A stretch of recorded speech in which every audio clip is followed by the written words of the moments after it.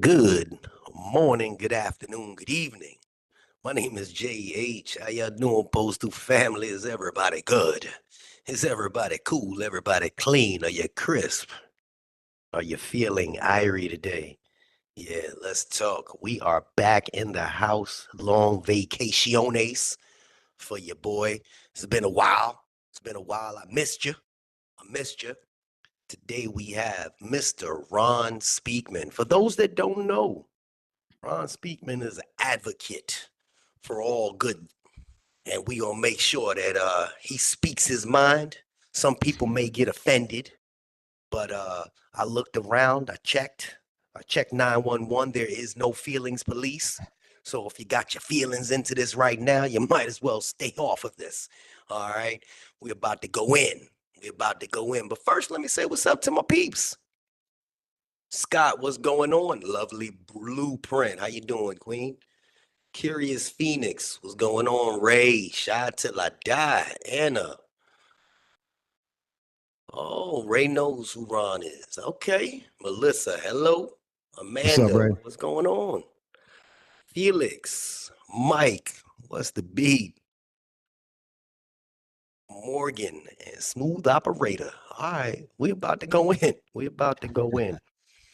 All right. So right now, I have Mr. Ron Speakman on. For those that don't know, Mr. Ron Speakman is also a voice of the voiceless. And we're gonna introduce him and let him speak his piece. We're gonna chop it up. And like I said, some shop stewards might not like what he gotta say. Some union people might not like what he gotta say, but it's gotta be said. Ron, talk to him, baby. What's going on, man? First off, thank you for having me on the show, Jay. Appreciate you, man. Absolutely. But we're here to get into it and talk some union politics and something which I don't like, but there's some things that just need to be said, and just I need people to understand if you're in the NELC and you're a city letter carrier, um, things are messy right now. You know what I'm saying? So you want me to just take it from the top here, brother, or what you want to? Well, first, because like I said earlier, there's gonna be a lot of people that come in, they don't watch the full video. So before we continue, I'm gonna make sure that Ron drops his information. If you'd like to speak with Ron directly, he has a little setup where you got to kind of schedule an appointment to talk to him. He has his own website. I'll let him give that information. He has extremely good information that I'll let him offer initially before we get into the jits of the goody goodies. Got you, man. Yeah, for those of you that don't know me, Ron Speakman, fed up with Ron Speakman. I got a podcast, basically a voice for the voiceless. I've been through this shit. And what I mean, when I get injured on the job, I had no help from my union, my local or national union. I had to learn everything myself, educate myself, research shit myself. And that got me to where I'm at right now, being an advocate for y'all wonderful people out there. And, I've been helping many people for a few years now, and it's quite humbling to be able to reach as many people as we've been reaching. I never thought I'd be an advocate like I am today. And I don't consider myself an advocate, believe it or not. I just like to think of myself as someone that you can count on for some information. And I want to make you successful in doing what y'all can do for yourselves. Because at the end of the day, we are our own best advocates. Point Mm, blank. Ain't gonna nobody do it for yourself but yourself. Um, you're going to find yourself in a situation, and many of you probably already found yourself in a situation where none of y'all got help at all whatsoever when you got injured on the job. And it's sad. You pay union dues, whatever union you're in. You expect to have someone there to help you through the process. There's a reason why we say the most ain't the injury, it's the process we go through after said injury. And mm. it's for that very thing, not having anybody there for us. But that's why I created my podcast, Fed Up, to expose some of the shit that's happened to me and to be able to give that information and share it to make sure no one else can go through what I go through. And if I can help anybody, that's a win. Whether it's one person, 100 people, 1,000 people, 10,000 people, it don't matter. Reach one, teach one, baby. You know what I'm saying? That's what we all about. Unity, that's what real unity is about, sharing the information, not hiding it for your good old boy clique. You Oof. know. So we'll talk about that shit a little bit later. But for Fed Up, man, I just want to say I'm very appreciative of how far it grew, and we're still growing, reaching and teaching, educating.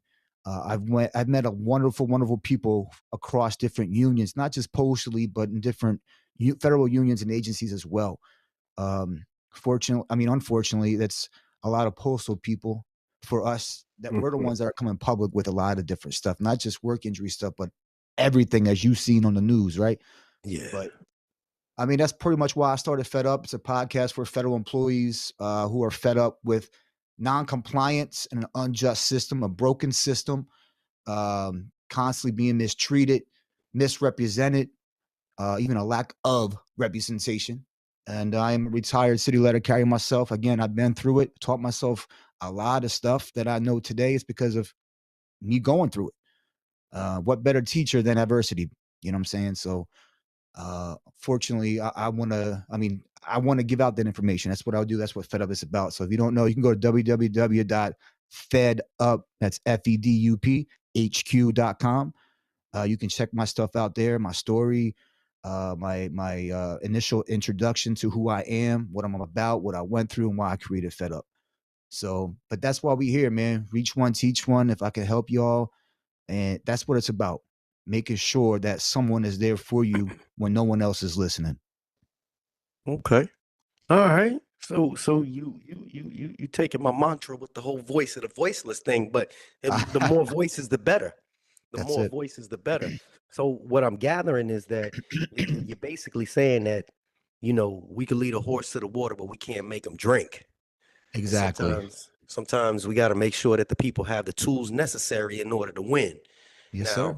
people can't sit here and complain if they don't, if the tools are available and they choose not to. If you choose not to utilize the tools that are available, then it's on you. That's kind of the whole purpose of the JHs and everybody else is we kind of giving you a little bit here, a little bit there, in order to feed you with some knowledge. So you were mentioning the whole thing with you being injured on the job. I know that there's a lot of people that have no idea on what their first steps are and what their next step is, etc. Are you saying that you have something or a way that you can help them with that, or? I most definitely can. Number one, you still want to talk to your shop store, your OWCP rep if you have one, because I know this might go against what I stand for, but there are some good people out there who actually do what they're supposed to do, who do their jobs, what they're getting paid to do. So Mm. always utilize your union when you can, but also notify your supervisor, right? As soon as you get injured. But yeah, I created a basic toolkit, if you will. JH, you are the first and foremost who are getting these goodies here, baby. You got clear first access here. Yeah, yeah, I see that. Don't tell everybody though. No, it's all right, man. We gonna get it out. I reached out to Jay for some backlog, some context for people. I felt Jay was the man to talk to, so I reached out to him.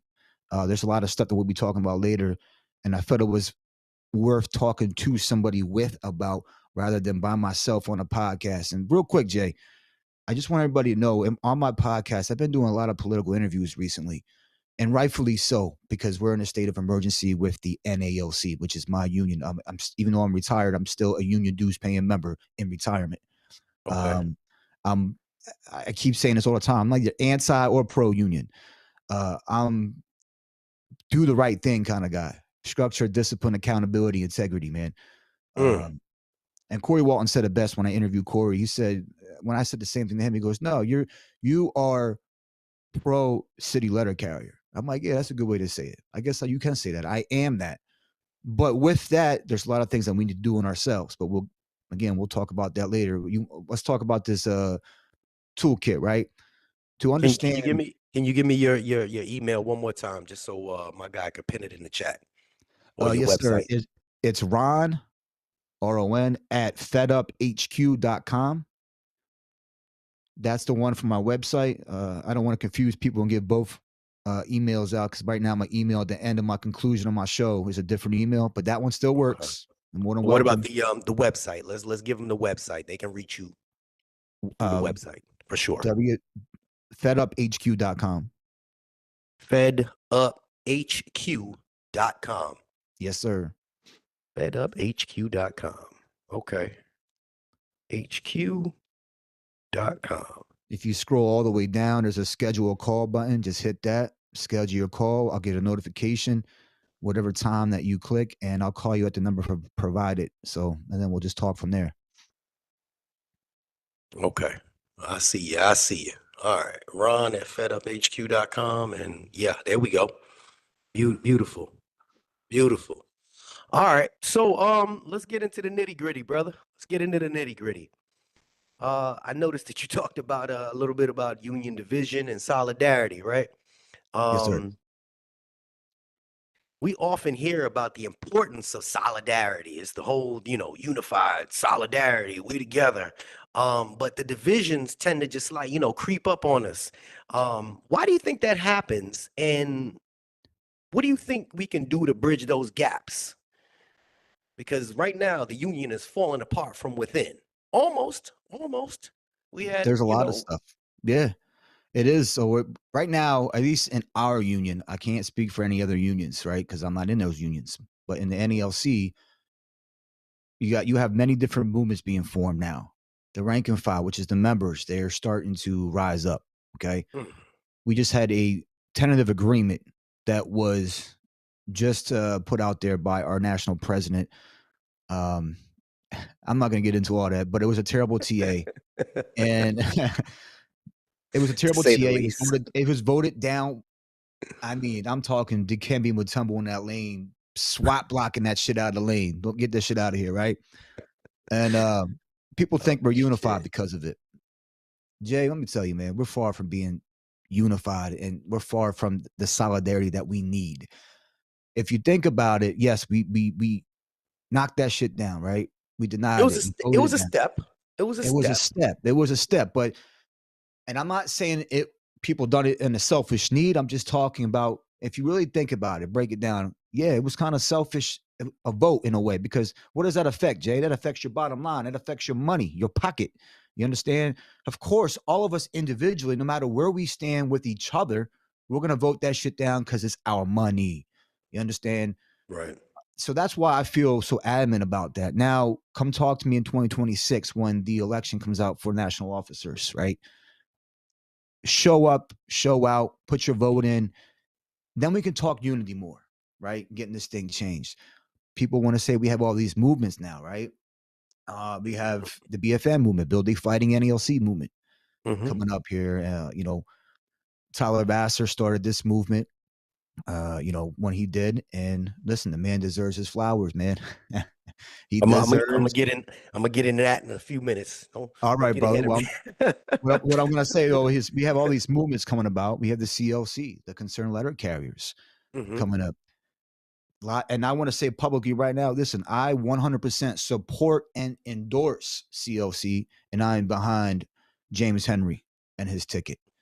Everyone that was on my show politically that I did an interview with, I did my due diligence on. I spoke with them. I asked them some good questions, some questions that the membership wanted answers to, and that I wanted answers to.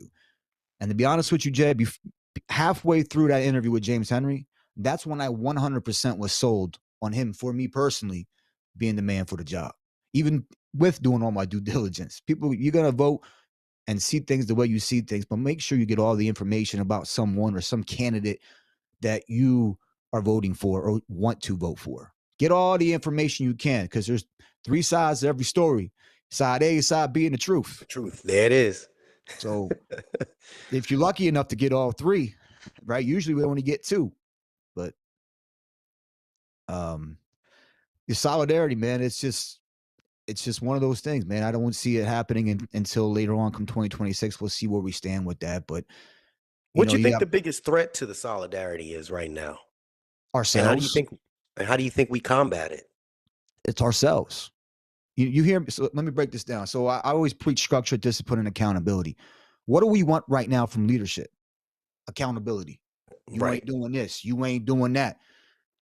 Let me ask you a question. How can we ask and demand that from our leadership when we don't have that with or for ourselves, amongst ourselves?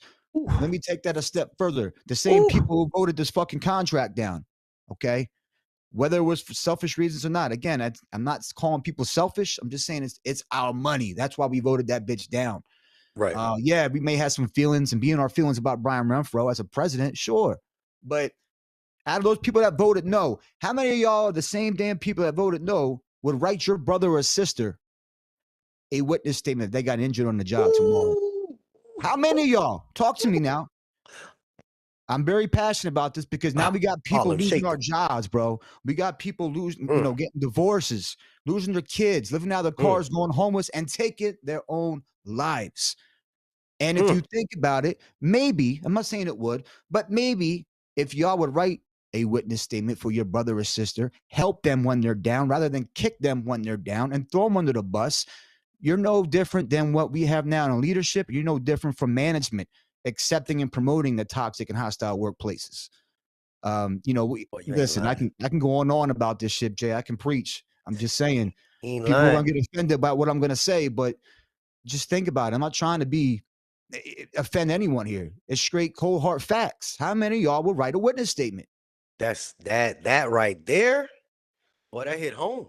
That hit home for anything. For anything. Yeah. I see it at the plant where I work at. I know my kids dealt with it. Um, and then for those that may have missed exactly what he said, when you see something, are you willing to stick with your brothers and sisters? Because a lot of people will say, "Yeah, no, that's not my business." Everybody wanna shrink their face up, and they forget it's one for all. If One you for saw all. something happen and you saw the Mhm. person, a box fall out the truck and hit the person in the head, or that you actually know that there was an issue with the vehicle from the day before him, and like, hey man, Johnny just drove that same vehicle. He Mhm. knows that the door opens up while you're driving. I mean, tell him, Johnny. Yeah, no, I ain't getting involved. All that shit where people ain't getting involved anymore shows the cowardness. Yeah. I get it. I get it. Ooh, Yeah. ooh. Talk It's about it, tough. brother. Talk about it. And what else really gets to me is these same people who aren't writing witness statements. I can't say all of them, but the big majority of them, because some people just want to come in and do their jobs and not get involved because they've been there so long. I get it. But if you have something to say, then you should get involved. If you come in and do your job and you're not quiet type, me personally, it's just my opinion. I'm not going to have any beef with that because you stick to yourself. However, if you're in with the crowd whispering and ostracizing and making passive aggressive comments, right? And saying, "Oh, well, now I got to do extra work because you got injured. You faking your fucking injury. What, you got a medical degree now? Do you don't understand how we sound when we do that with ourselves? You're no different than what management sounds like." And we Mm, should say the same thing. Hold on now. You got your medical degree? Oh, I didn't think so. mm. You know what I'm saying? Like, stop it. And that's what I mean. Stop throwing each other under the bus, man. Stop kicking each other down. We talk about a lot of terms that are used loosely, Jay. Talk about Talk about it. family. Listen, Oof. I got a dysfunctional family. I think my brother's on here right now listening. I love you, bro. You already know Mm. what it is with our family. I love you. And you know I'm not going to kick you when you're down. I'm going to pick you up when you're down. And you know how many times that we've been there for each other and been to battle with each other, whether we wanted to or not, whether we liked the circumstances around those things that happened or not. Bottom line is family got each other's back. How many of y'all Listen, got your brother and sisters back in this union? that's what they You know, supposed to do. You know, I exactly.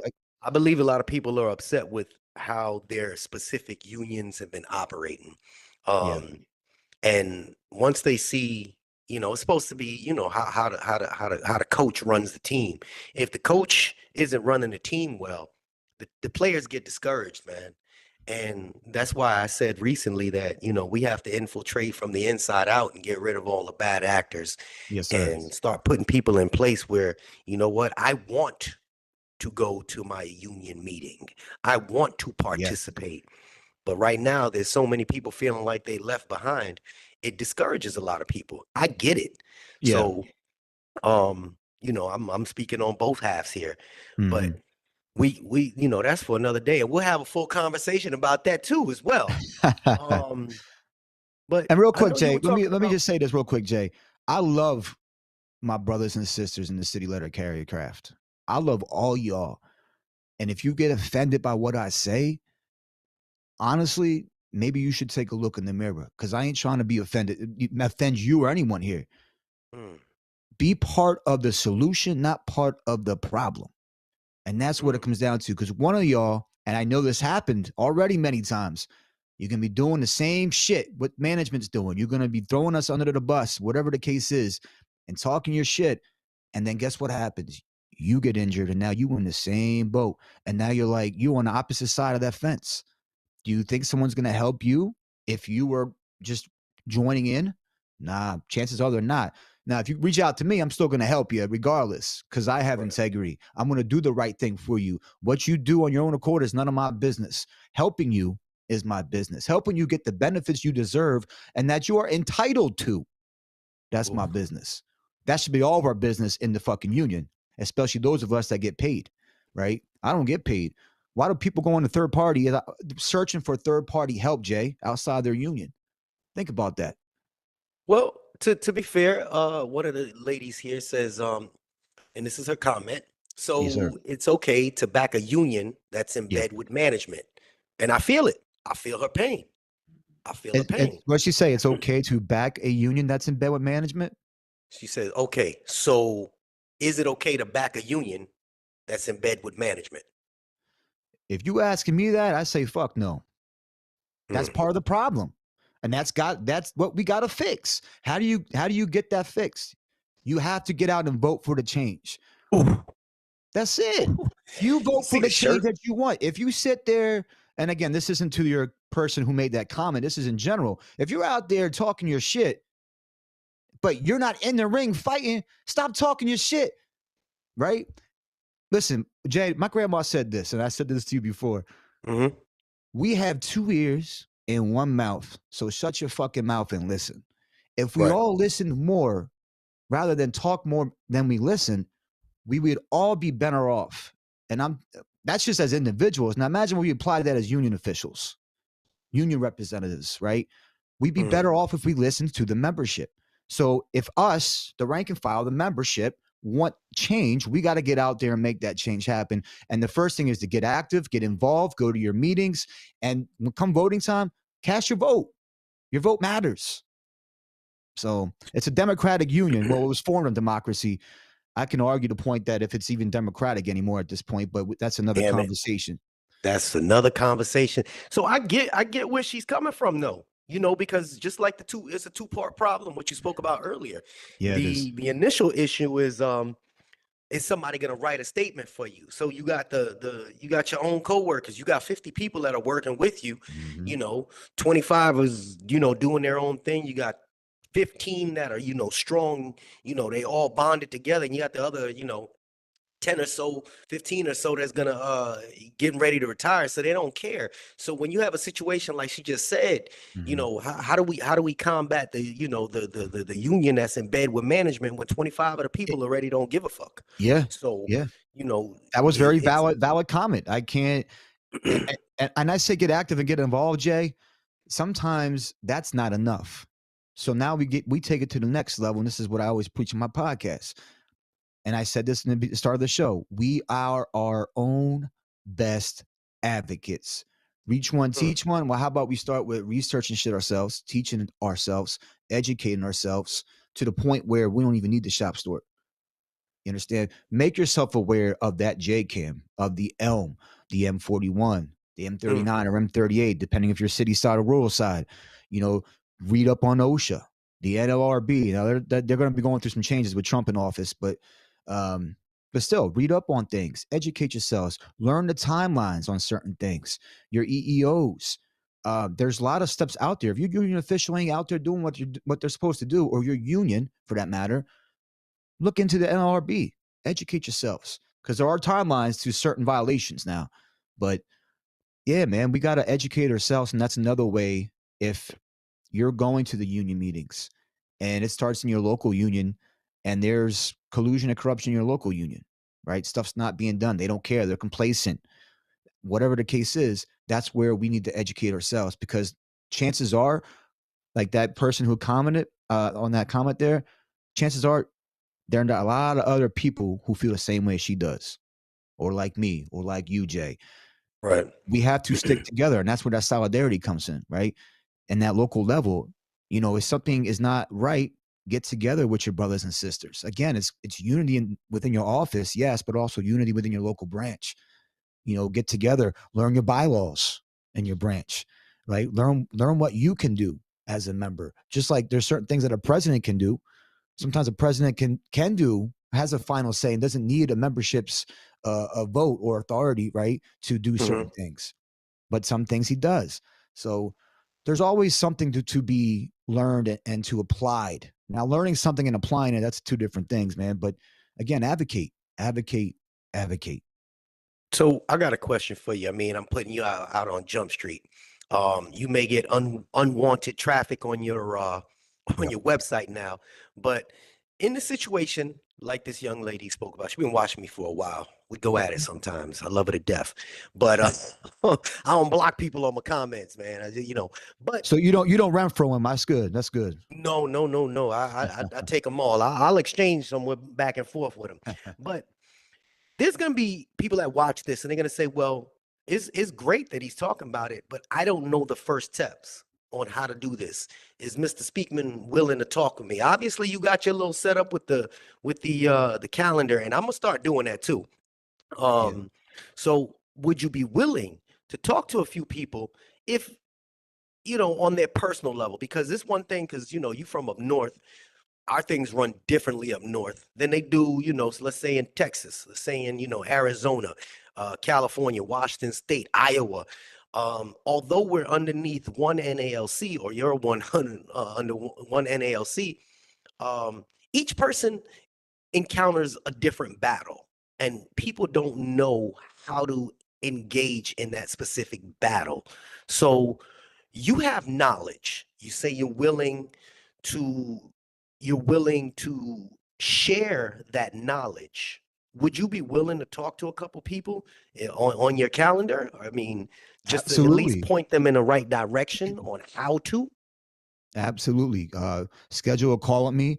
I know it says a 30-minute call, but if there's no one booked and we go to more than 30 minutes, we go to more than 30 minutes. There's no, I'm not going to talk to you for 30 minutes and ship you aside. That's not what this is about.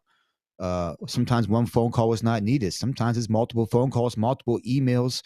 There's this person that I'll be having coming on my show, been working with them for a couple years now. And when you hear their story, it hits home. But I want to make point that I'm OWCP. That's where my wheelhouse is. That's where my knowledge is. When your union's failing you or not around at all, I can help you with that stuff, and I can help you outside of that box.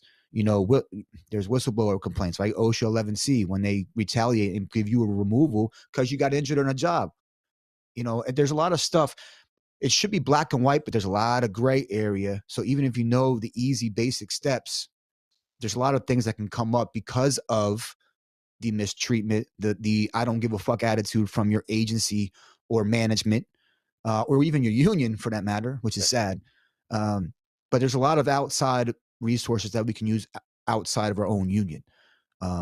There's code or federal regulations that are out there, and I can't believe, like, who enforces these, right? So when management violates a contract for us, what do? We file a grievance, right? Mm, File, file, supposed to. file. Well, you can't file a grievance on OWCP or Department of Labor, right?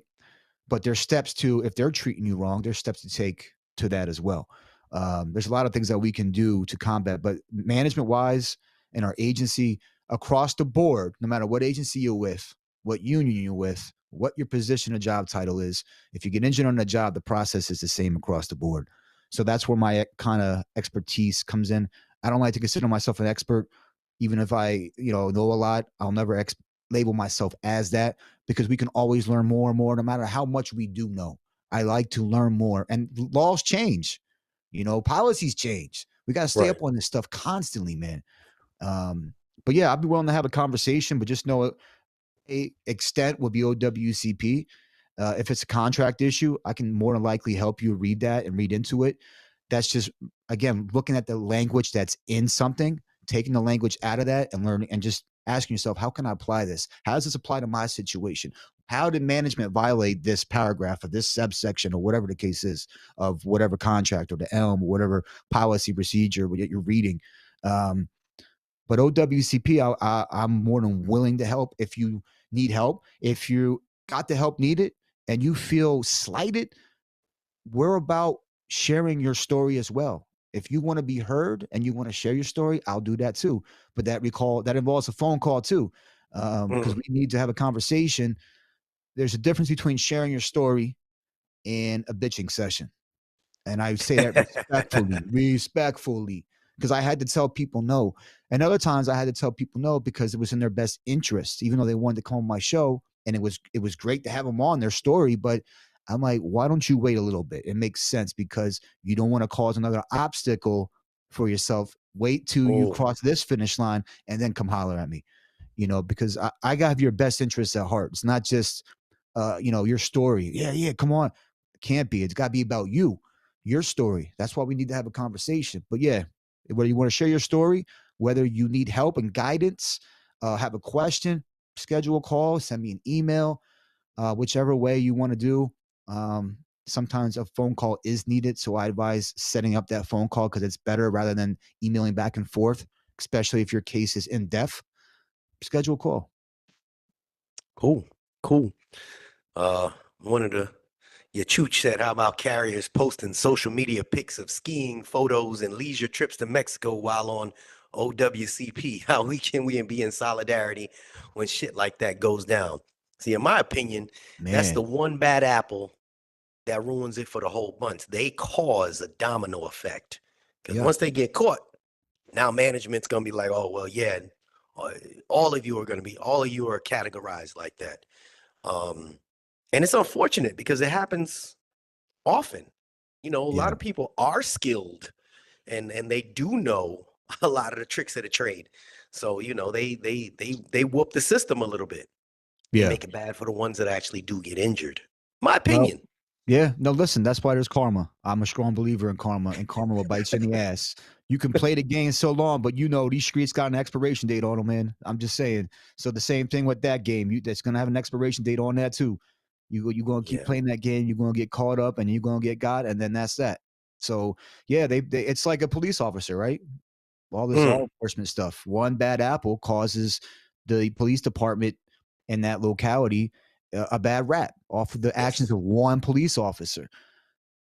You're gonna have that. You'll never stop that because there's bad Mm, apples everywhere in whatever organization you're in, whatever business you're in, whatever.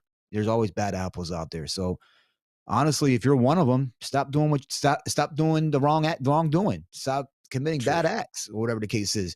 Have some integrity and do the right fucking thing. You know what I'm saying? So Easier said than done in our it, place. listen, you're right though, Jay. It is easier said than done. Case in point, when I first got injured, my wife had cancer, and this is when COVID hit. She had to get a hysterectomy, but and I know she's listening. I love you, baby.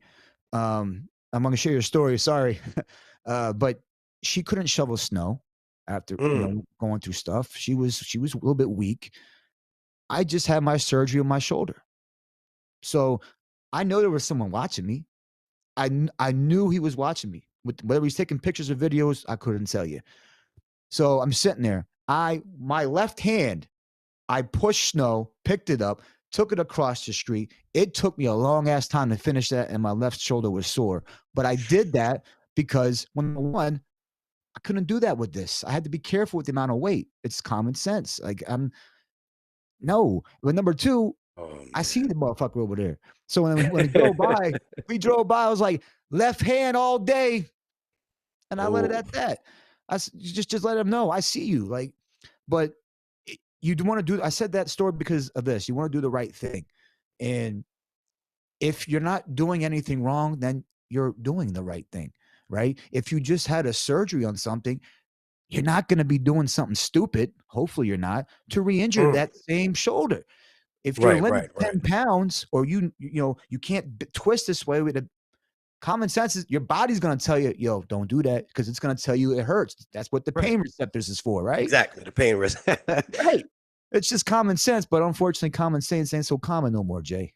So You just don't think? just do the right thing. Can you go on vacation when you're yes, but keep in mind whether in Mexico or Manhattan, New York. It don't matter. Your restrictions are your restrictions. Always act like you're being recorded. We're in the field of technology, the era, the Mm, time of technology today. Someone's always listening, watching, and recording, taking pictures. You never know. So do the right thing, and you'll be fine. that's it. Now I hear you talk about, I heard you mention, the letter carriers, your family and CLC, and even though you're not a carrier anymore, you speak about family. You speak about unity. Yes, sir. There's a lot of people that say, you're an advocate for change. Your voice of the voiceless. Um, I've heard terms uh, thrown around before, like militant, advocate, family, uh, amongst a lot of different people. Um, in let me cautiously say these things, and you can finish up. Do you think the term is used loosely, or overused in your opinion? Talk to me about that. Which term? Um, Militant, advocate, family. Yeah. Because a lot of people will say, now I say that in my intro, how y'all doing, postal family? And I tell everybody, regardless of whether or not we argue, you're part of Right. my family. That is from me being sincere. I mean that. Mm-hmm. Advocate, I am not. I do have a voice. I speak from, if somebody says, hey, Jay, I'm having an issue with this, that, this, and the third. Can you talk about it? I'll research it and talk about it. But I'm not a militant, or I wouldn't be, you know, Right. considered militant. There are other people that they throw these terms around. Can you kind of talk Uh, about it, or no? You think well, I talked about family earlier, right? And yeah. I think I made that clear with family. I'm not gonna get too much into that anymore. Other than family helps men. We help each other when we're down. We don't kick each other when we're down. Family helps each other when we're down. Do we have disagreements? Absolutely. Are we dysfunctional? Absolutely. But family, to me, it, no, it's not. I'm not. If this is part of family, the rank and file and the NELC for me, this is just my opinion. I'm sure I'm gonna get attacked for this, but I call it like I see it, Jay. Again, it's not a family that I want to be a part of if you're kicking people when you're down. It's not right. I use that example. How many of y'all who voted that TA down? How many of y'all voted that TA down and write that witness statement for your brother or sister that was injured on the job, Mm, knowing that that could help them? It could stop many obstacles for them. To me, that's family. You don't talk shit behind the back. You don't throw them under the bus. You don't join in with management when they're hurt on the job. Look at this cripple, whatever the comments are. You don't do that. So that's why I say what I say. There's nothing more, nothing less than that. People are going to make a big deal about it. It is what it is. I can control what I can and not worry about the things I can't control, Jay. Um, okay. but that's family. As far as militant, man, yeah, you're right. Militant and advocate are being kind of thrown around out there. For me, if you look at the Webster dictionary, right, for militant, it's understood as being an aggressive or combative, especially and it can be in the context of supporting a cause, right? Hmm. And we have that in certain these movements that I talked about earlier. So Okay. militant to me is different from a definition, though, right? Let me pull this Joan up right here. Right here, Merriam-Webster dictionary. Engaged in warfare or combat, aggressively active, just like I said there, especially in a cause. A militant activist refuses to back down in the fight for justice. Cool. Look at advocate. One who pleads the cause of another, one who defends or maintains a cause or proposal. That's just a definition. But Jay, what are two things to me? Well, to me, there's two things that are not taken into consideration outside these definitions behind words, and that is the culture of said word and the history of said word. So when I think militant, now listen up, y'all. When I hear militant, what comes to mind for you guys? Because for me, listen, Tupac, Mm, Black Panther Party, Malcolm X, right? You had the civil rights movement and stuff. So a lot of culture and history behind that word of militant. Militant means for me, outside of that definition I just read you, means showing up in a force, not just in an aggressive manner in a combative way, but showing up with a force and being willing to act with violence if violence is needed. It could be for justice or not for justice, right or so wrong. That's So outside. That's not for me to decide. That's for everybody else to decide, for the cause and the movement. You see what I'm saying? It's like the Black Panther Party and any civil rights movement. Now you had violent and you had nonviolent movements. Look at Dr. King. You know, that's a great prime example. That man could part the Red Sea just like Moses, man. And a lot of people don't give him enough credit for those peaceful marches and stuff. When he went over, was it in Alabama up there? And then you had the march and obviously the DC, yeah, right? But people forget about small old Alabama. Everything's about the Million Man March for DC, right? Well, for me, was it Selma? If I'm not mistaken, Selma. I don't have it Yeah, right in front of me. I believe Um, so. Hmm. yeah, and then that was a great movie. Go watch it if you can. But it goes real in depth with that. But again, that's the history behind it, behind the word. Now you have violent and nonviolent types, but for me, when I think militant, I think of force, showing up in force. I think of Black Panthers. I think of Tupac. I think of Malcolm X. Um, but you got to look at the culture and history and said things. Now, we're advocate. I mean, there's lots of things that pop up in there, outside of that definition. So that's when I say what I say, it's coming from that aspect because not everything is black and white. Again, there's gray area that's forgot about or not talked about. So when we have someone, let's say, well, Tyler Vassar started the BFM movement. So do Tyler you don't Vassar, you don't think that Renfro is fight like hell? You don't think he's a militant? come on, stop it. I think it's a joke. I think you're trying to save face, bro. Come on. You I know, just had to throw that in there, brother. listen. So this is what Fight happened. like I was hell. I was up in Brooklyn yesterday. Yesterday was Sunday. Yeah. For some training at Branch 41. You know, brother Cruz up there. Great Yes. man. Great branch, great leader. I mean, you feel the love. That's what a union should be. That's what being a union is all about, the solidarity, the love, the appreciation for one another.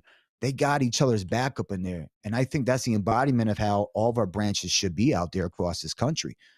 It's not, you know, there's no irony there. There's no coincidence that John Cruz is part of the CLC, right? On that ticket. So um, leaders lead by example. And when it shows in your people, in this case, Branch 41, come on, man, that's all you need right there. Mm. But what I mean, what I was We getting at was during this training, Jay, Brian had that fight like hell shit yeah, on the same time. Well, Branch 36, there was that I think it was 36 in Manhattan, right? that had a young man that passed Yeah. away. Yes, sir. Yes, sir. Hmm. So they had the Bremfro and Company had this thing. So the CLC decided to take a few people, and we were all there. You know, I didn't go to the thing. I didn't get in the bus. I stayed behind for some of the training and stuff. But the guys who did go, that basically told me what happened. They got up there. You could cut the tension with the knife, and even though with the rain, you could hear a pin drop. That's how it was, Hmm. explained to me. Here's the kicker. And you mentioned Renfro. There was a person talking up in there, And and they were, condolences, this and that, whatever was said, and I'm paraphrasing because I wasn't there. Basically, they made it seem like they were there for him. Well, when the young man's, I believe it was his mom. Again, I wasn't there. Mom, is dad, his mom? I believe it Yeah, was his mom. Right. She got there and she pretty much said, again, paraphrasing, no one reached out reached out. to us. And basically, Mike dropped and they left. The whoever it was in that area with the Renfro team, whether it was that president of that brand, Charlie whoever it was, I don't know. But again, I wasn't there. But whoever it was basically said, "Well, I don't know what to say to that." I think, in all due honesty, that was probably the right words to say because you got caught with your pants down in a bold ass lie, making it seem like you was there Exactly. for them and you weren't there for them. You see what I'm Clown saying? show got Right. It was exposed. a clown show. It was a in-house save face campaign for Brian Renfro because of the shitty TA that was just voted down. Now all of a sudden he's trying to flip the script and just switch it up on us and act Mhm. like we're gonna fight like hell. Like, what was that? How many days ago? Yeah, that How was a many few come weeks. on. Yeah. Weeks, months. But Oh, we talking about the fight like hell. Yeah, that was a joke. That was a it was a joke. joke. It was a joke. And what just happened yesterday? It come on, man. I don't want to call it a joke because listen, in all due seriousness, doesn't matter who it is.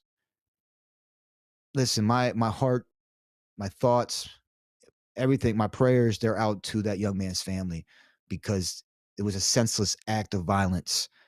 And we're losing too many people in the streets, on the In the job, streets. who are carrying our mail, who are city letter carriers delivering the mail. And, we have HR Act 7629 that we introduced how long ago, Protect Our Letter Carriers Act.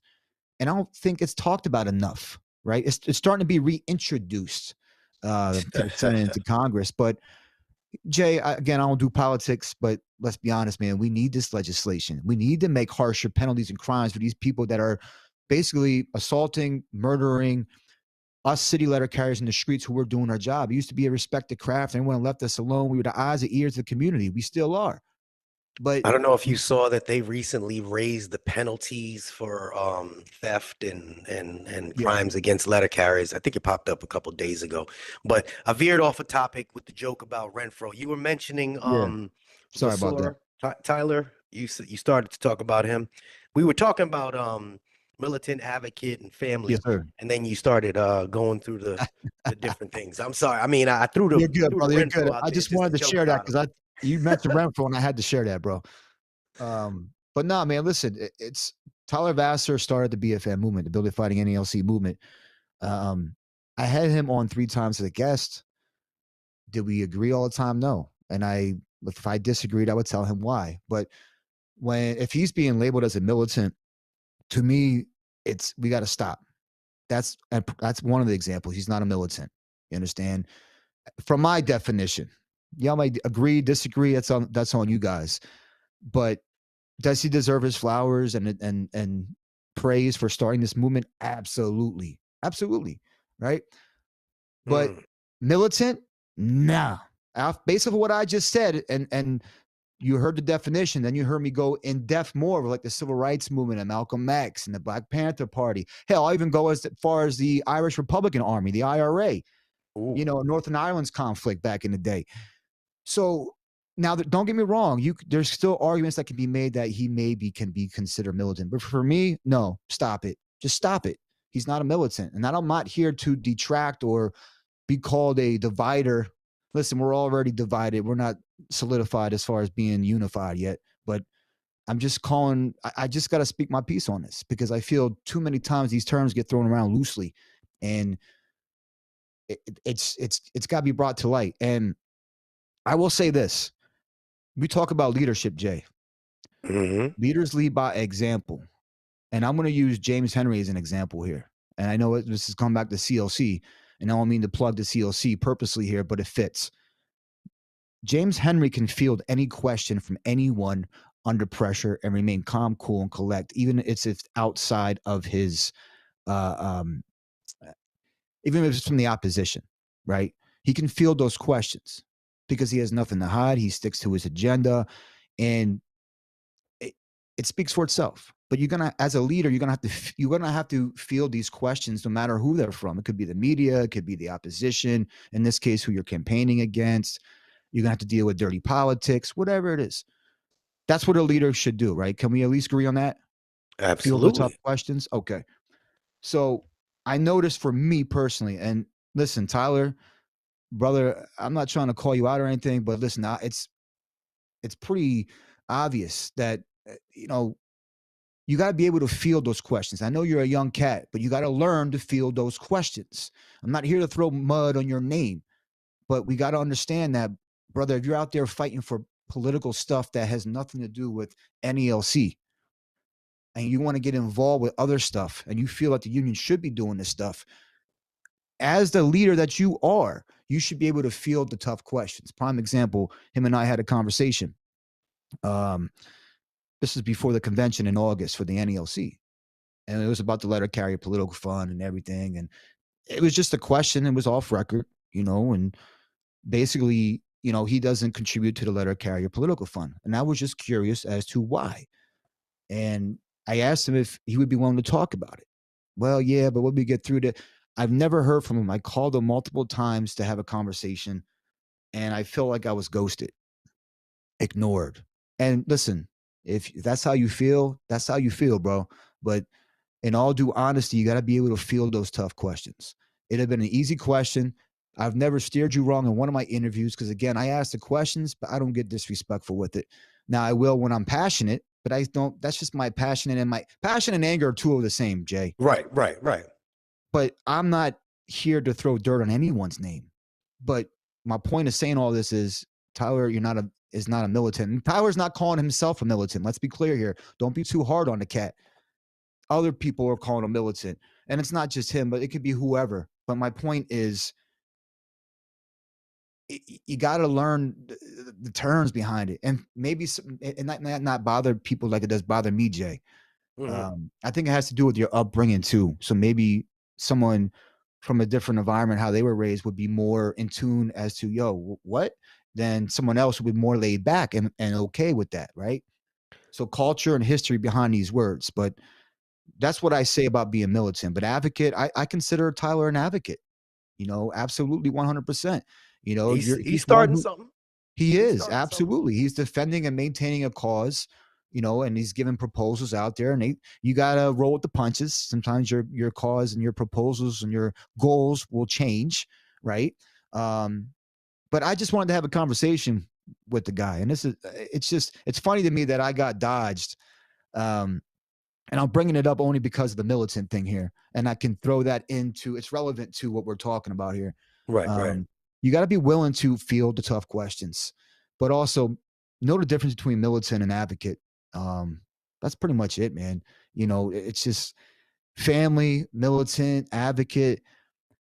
I feel are just thrown around too loosely. And how about we start with love? How about we start with unity? How about we start with doing the right thing, structure, discipline, accountability, integrity, and doing all the right things for ourselves and for others first. I feel like a lot of people want to Monday quarterback shit. I feel like a lot of people join a cause just because without knowing what the cause is that they join in. They rather just sit around and rah rah sis kumbah rather than learn and educate themselves on what the cause is. Sometimes it's more than that. And I'm gonna get into this. I'm gonna roll this into something else here. Like you have different BFN chapters now being popping up over across this country. And certain people who are starting new chapters, they don't like the way. So What I is don't what is BFN? they'll be Building. fighting NELC, right? Mhm. So there's a reason why. Well, first off, we're all in this together.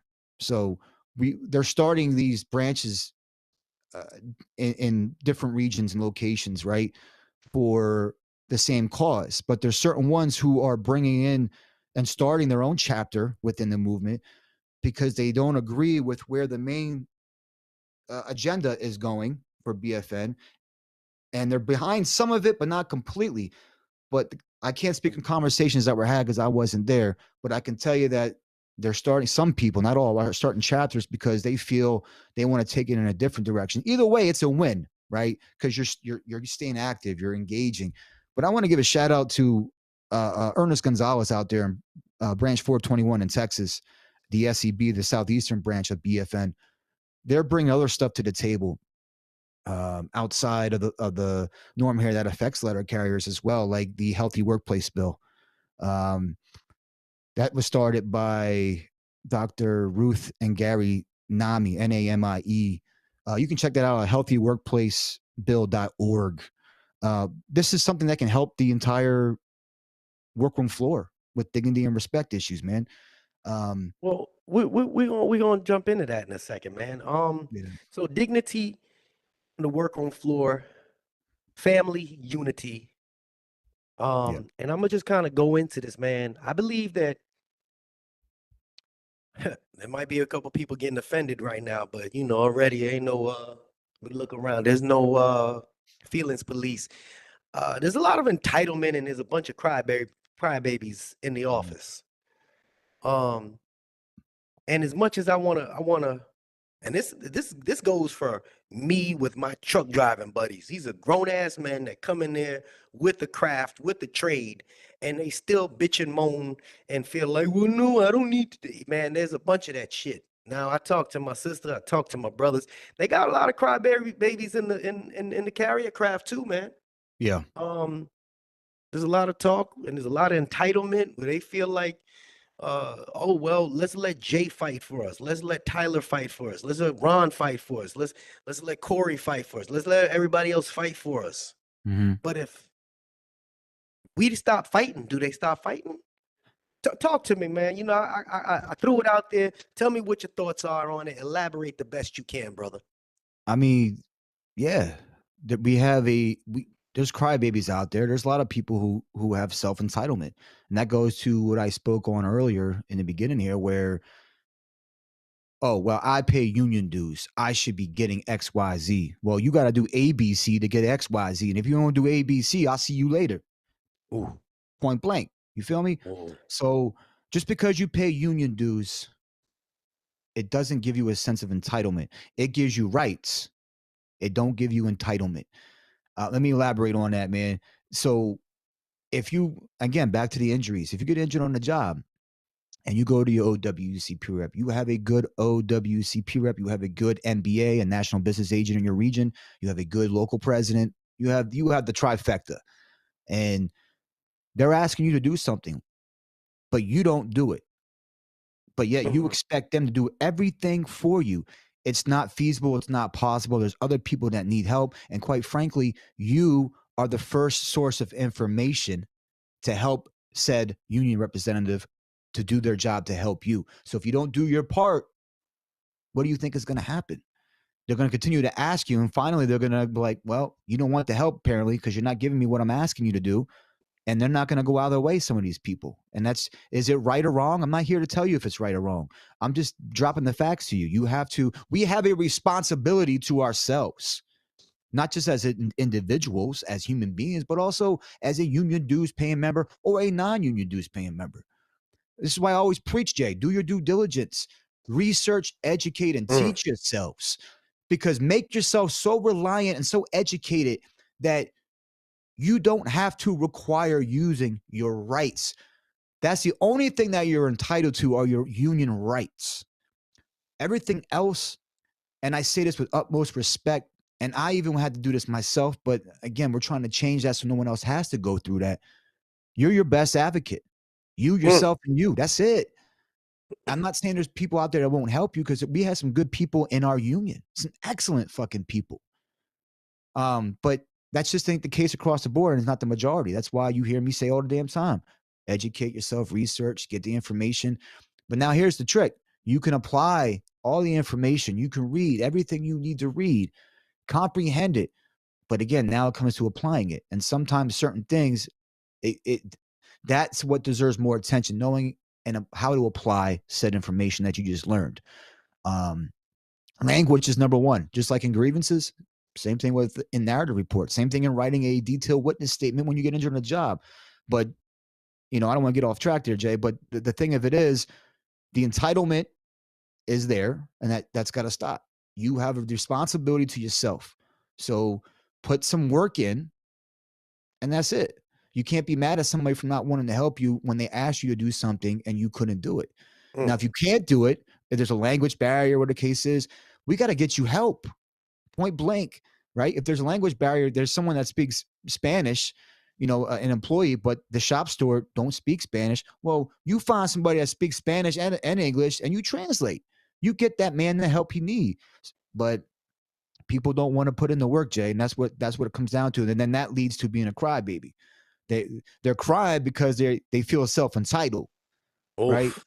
They're crying because no one's helping them. When in reality, a majority of the time, they're asking you for something, you're not giving it.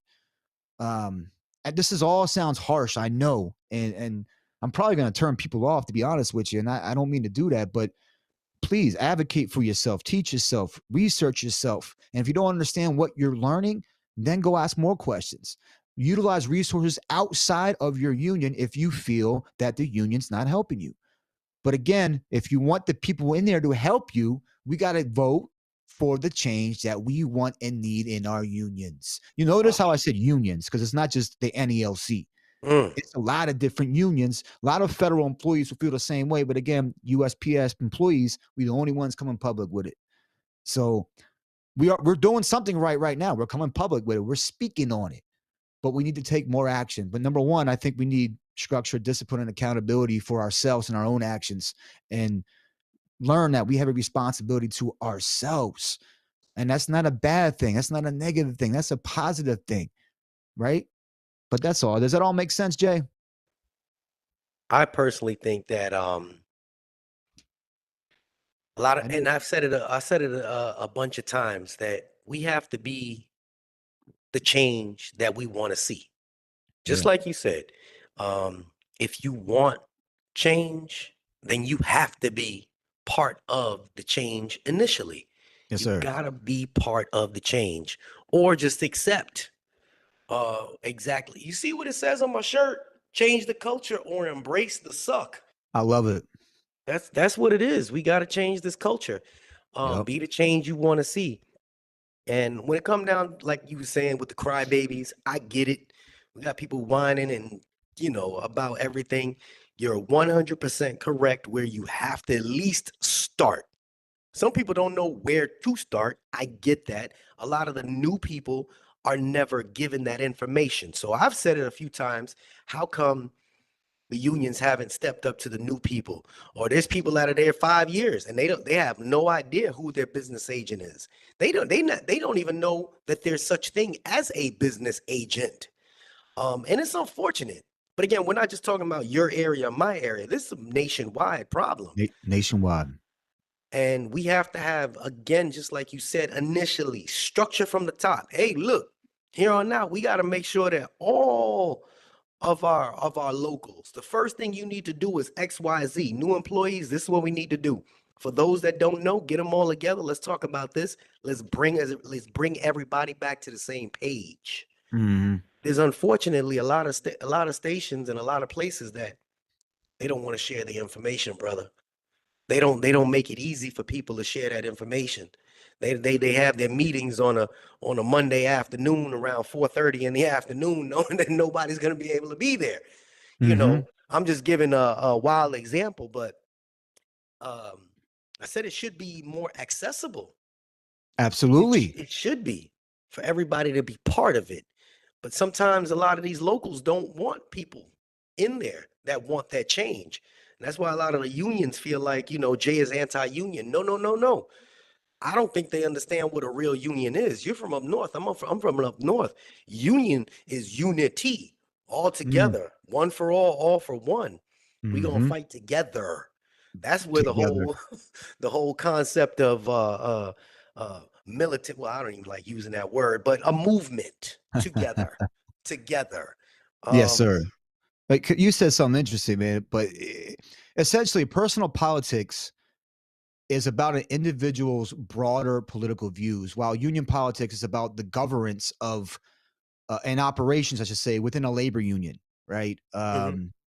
And for what the best interests of that union's rank and file, the members are, right?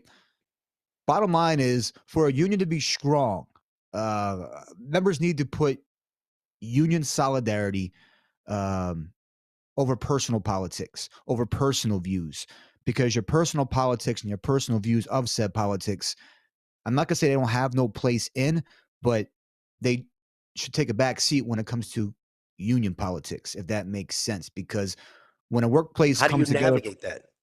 what's How do that? you navigate that? Because you're not just talking to me. Again, this is Yeah. for people nationwide. There's a lot of shop stewards that need to go and they bring this back to their So, locals. so How do you again, let's talk about navigate that something. tension, especially when it comes to something like that? Have the uncomfortable conversations that we have, just me and you right now. I mean, it's not uncomfortable between me and you, but it may be for some of those listeners out there listening to this. In order to change anything, number one, you need to have uncomfortable conversations, realize there's a problem, and then try to find a solution to said problem. So Mm. in this case, we're talking about union solidarity over personal politics, right? I mentioned Tyler earlier, and I hate to use him again, but the BFM movement and stuff. There are certain things that we need to overcome, and you need to be able to talk about it. Number one, whether you're a leader or whether you're a follower, have the conversation. See where you stand first. Is there an issue? Maybe your perspective might be broadened and opened up, and you might see it for yourself. That's how I operate. So there's no one answer fits all here. It comes down to an individual thing. And I think if we're all working on ourselves, I think that would trump all within our own local unions. But it starts again with, you got to put aside certain things when it comes to union politics, such as your personal politics.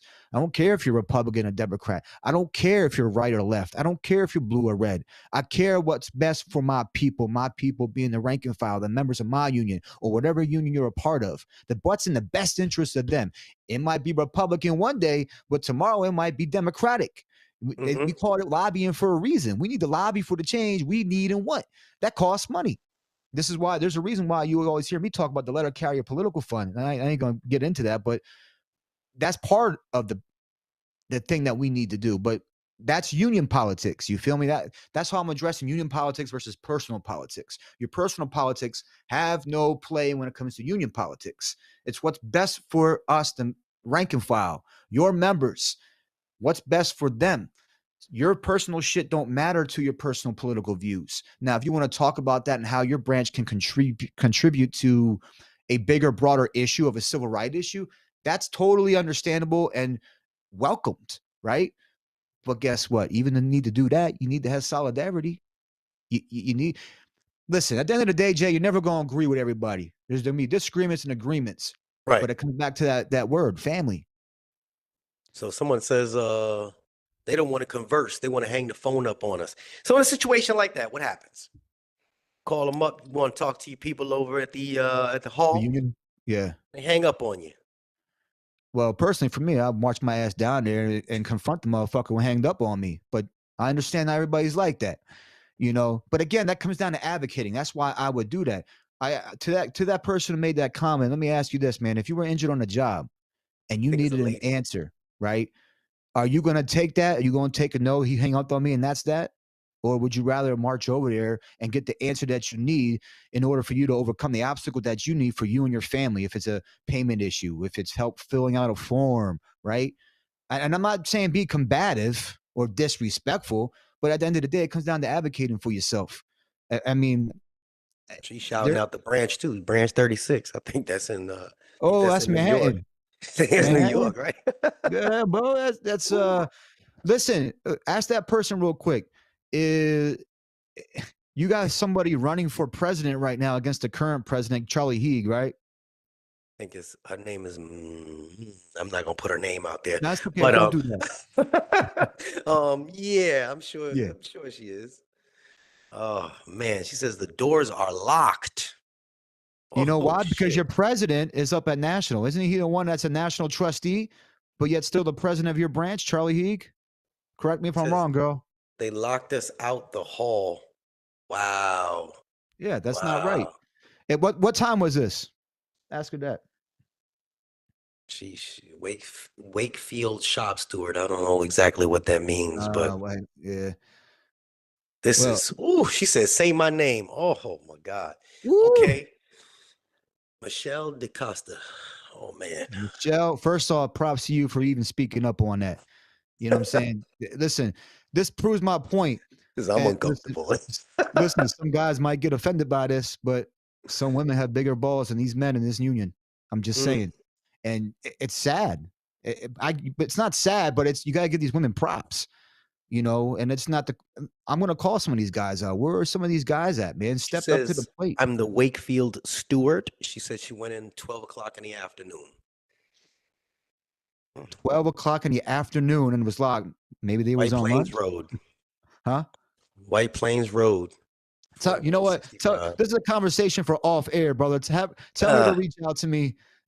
Give her my email. She can email me her number. We can chat more on this.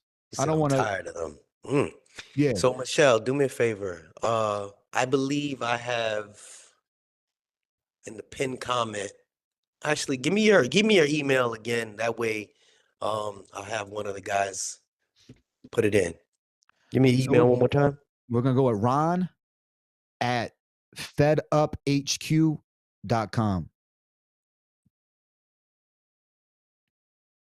Ron at feduphq.com. Boom. Yes, sir. And for those of y'all listening who are using my other email, yes, that other email is still good. It's just longer. This one was shorter to say. 4x8. All right, cool. Woof. Yeah, we're gonna get into that, Michelle. You and I will have a conversation, man, and I'll try to help you the best I can, or get you to someone who actually can help you up over there. And shout out again to John Cruz, because there's a reason well, a lot of different people from different branches around that area in the region 15 even, who go to training in branch 41 in Brooklyn, New York. It's because they get better training, they get better appreciation, they get recognized, they get Mhm. attention more so than they do from their own president and their own branches. Let that sink in for a moment, fellas or sisters Mm. out there. Let that Oof. sink in. We got to go to a different meeting, I'm sorry, a different branch to get training and help, just like someone's got to reach out to me or somewhere else, a third party source for help on an on-the-job injury. That's crazy. So that oh shit, I can't see. Ooh. Put them But back on, Jay. shit. But no, but seriously though, that this is not just a East Coast problem. This stuff Mm-mm. is going on nationwide, brother. Nationwide. And I'm hoping that the people around the nation can gather this information and hope that you all that are paying attention, that know a shop steward that wants this information, that we're offering that specific tool available. Mr. Speakman is saying, hey, I'm willing to help. I'm willing to at least lead you to the water. I can't make you drink it, but I'm gonna give you the tools necessary in order to progress. There should be no reasons for excuses at this point. So No.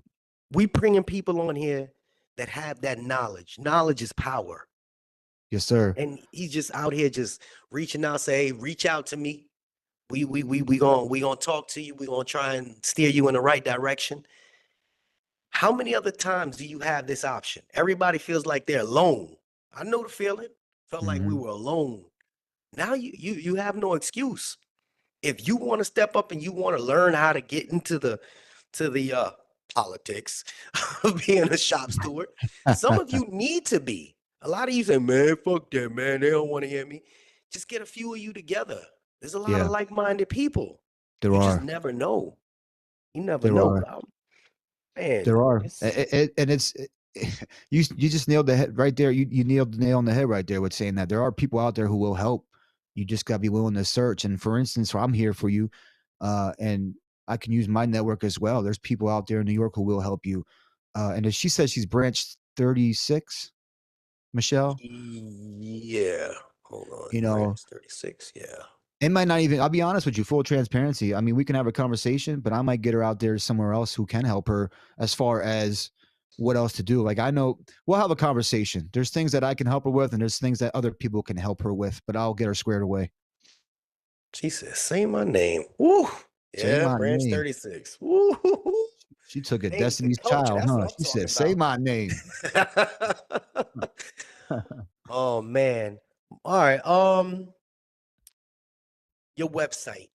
Yes, sir. Give us the information about your website again so that the people know exactly what you do. Um, because there are different people on here right now. I'm monitoring like three different Yes, sir. screens. I'm watching people come on and off. So for those that don't know, this is Ron Speakman, another voice of the voiceless. He's willing to share some information with you that will be helpful to you. If not to you, still gather this information because you may need to share it with somebody at your station. That shit rhymed, boy. That was on time.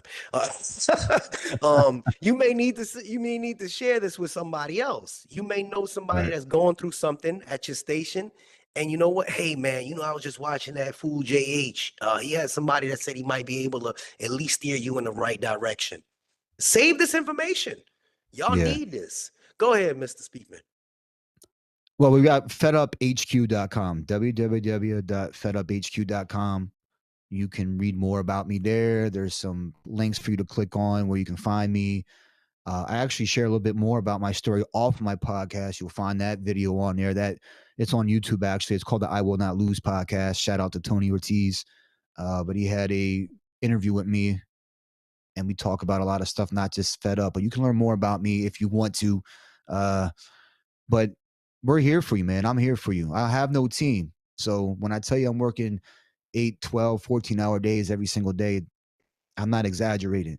I'm just started to learn, Jay, to set boundaries. That's why I have this Mm. schedule call app, which I think I gotta change some times around in there. But You I'm, gonna I'm, help me I'm learn about that too. I need to do that. yes, sir. I got you, bro. But listen, I'm here for y'all.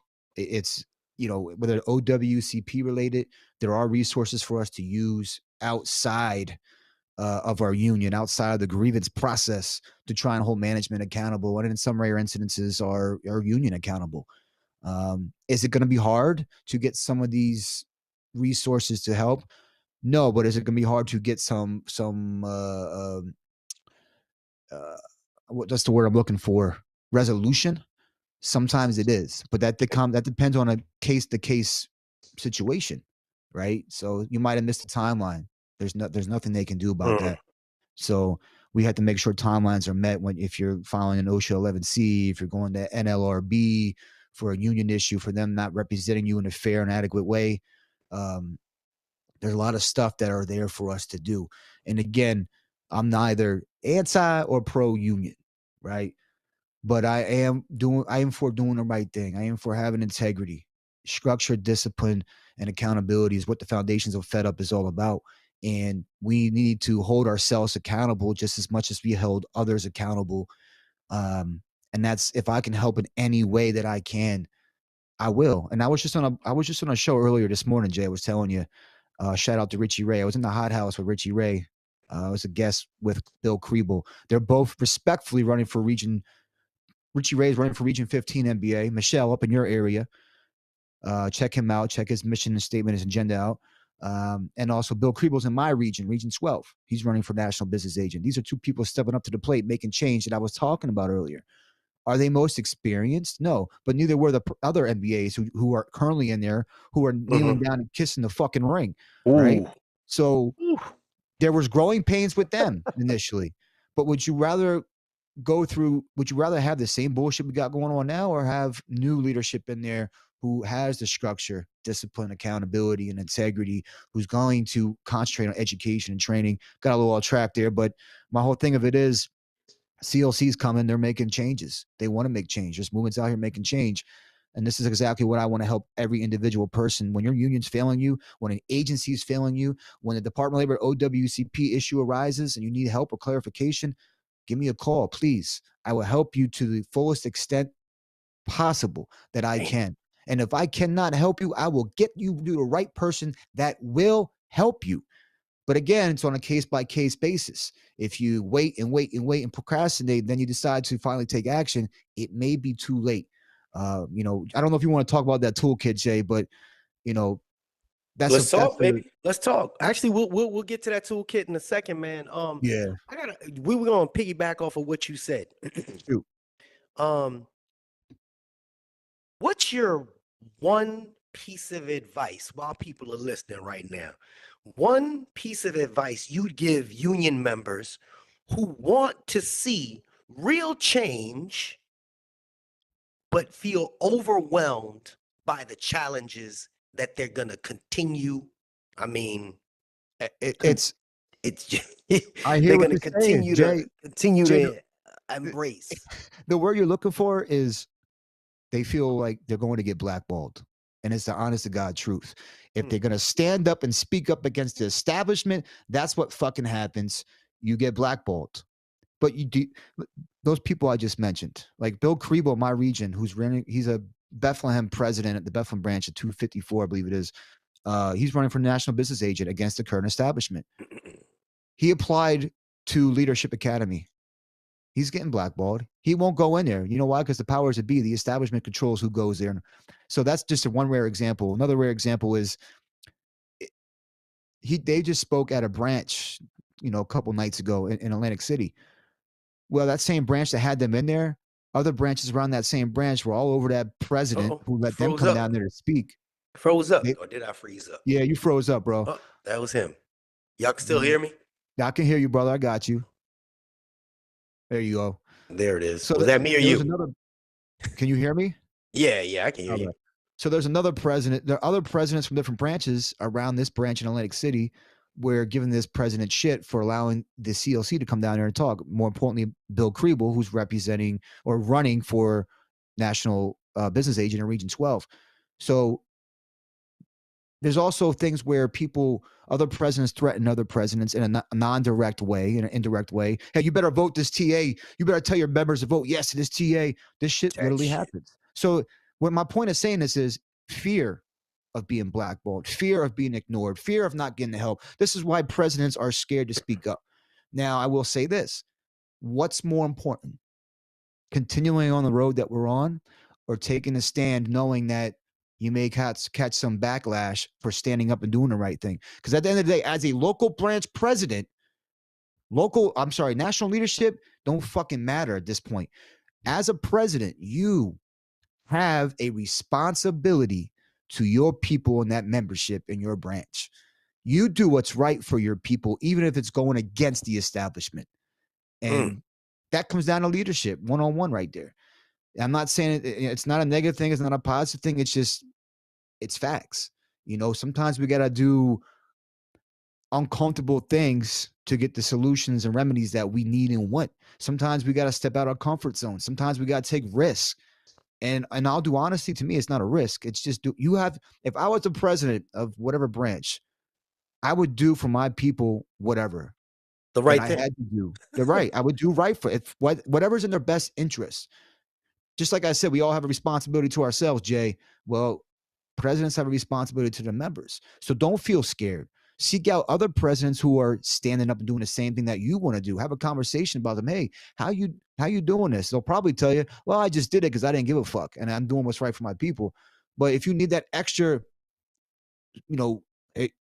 extra push to get you over the hump there and take action, then do it. But have conversations. It's okay for people not like you to go against the establishment, especially if it's for the betterment of the people. You heard Michelle speaking earlier, and it's funny. I just had someone set up an appointment as we're sitting here speaking, Jay.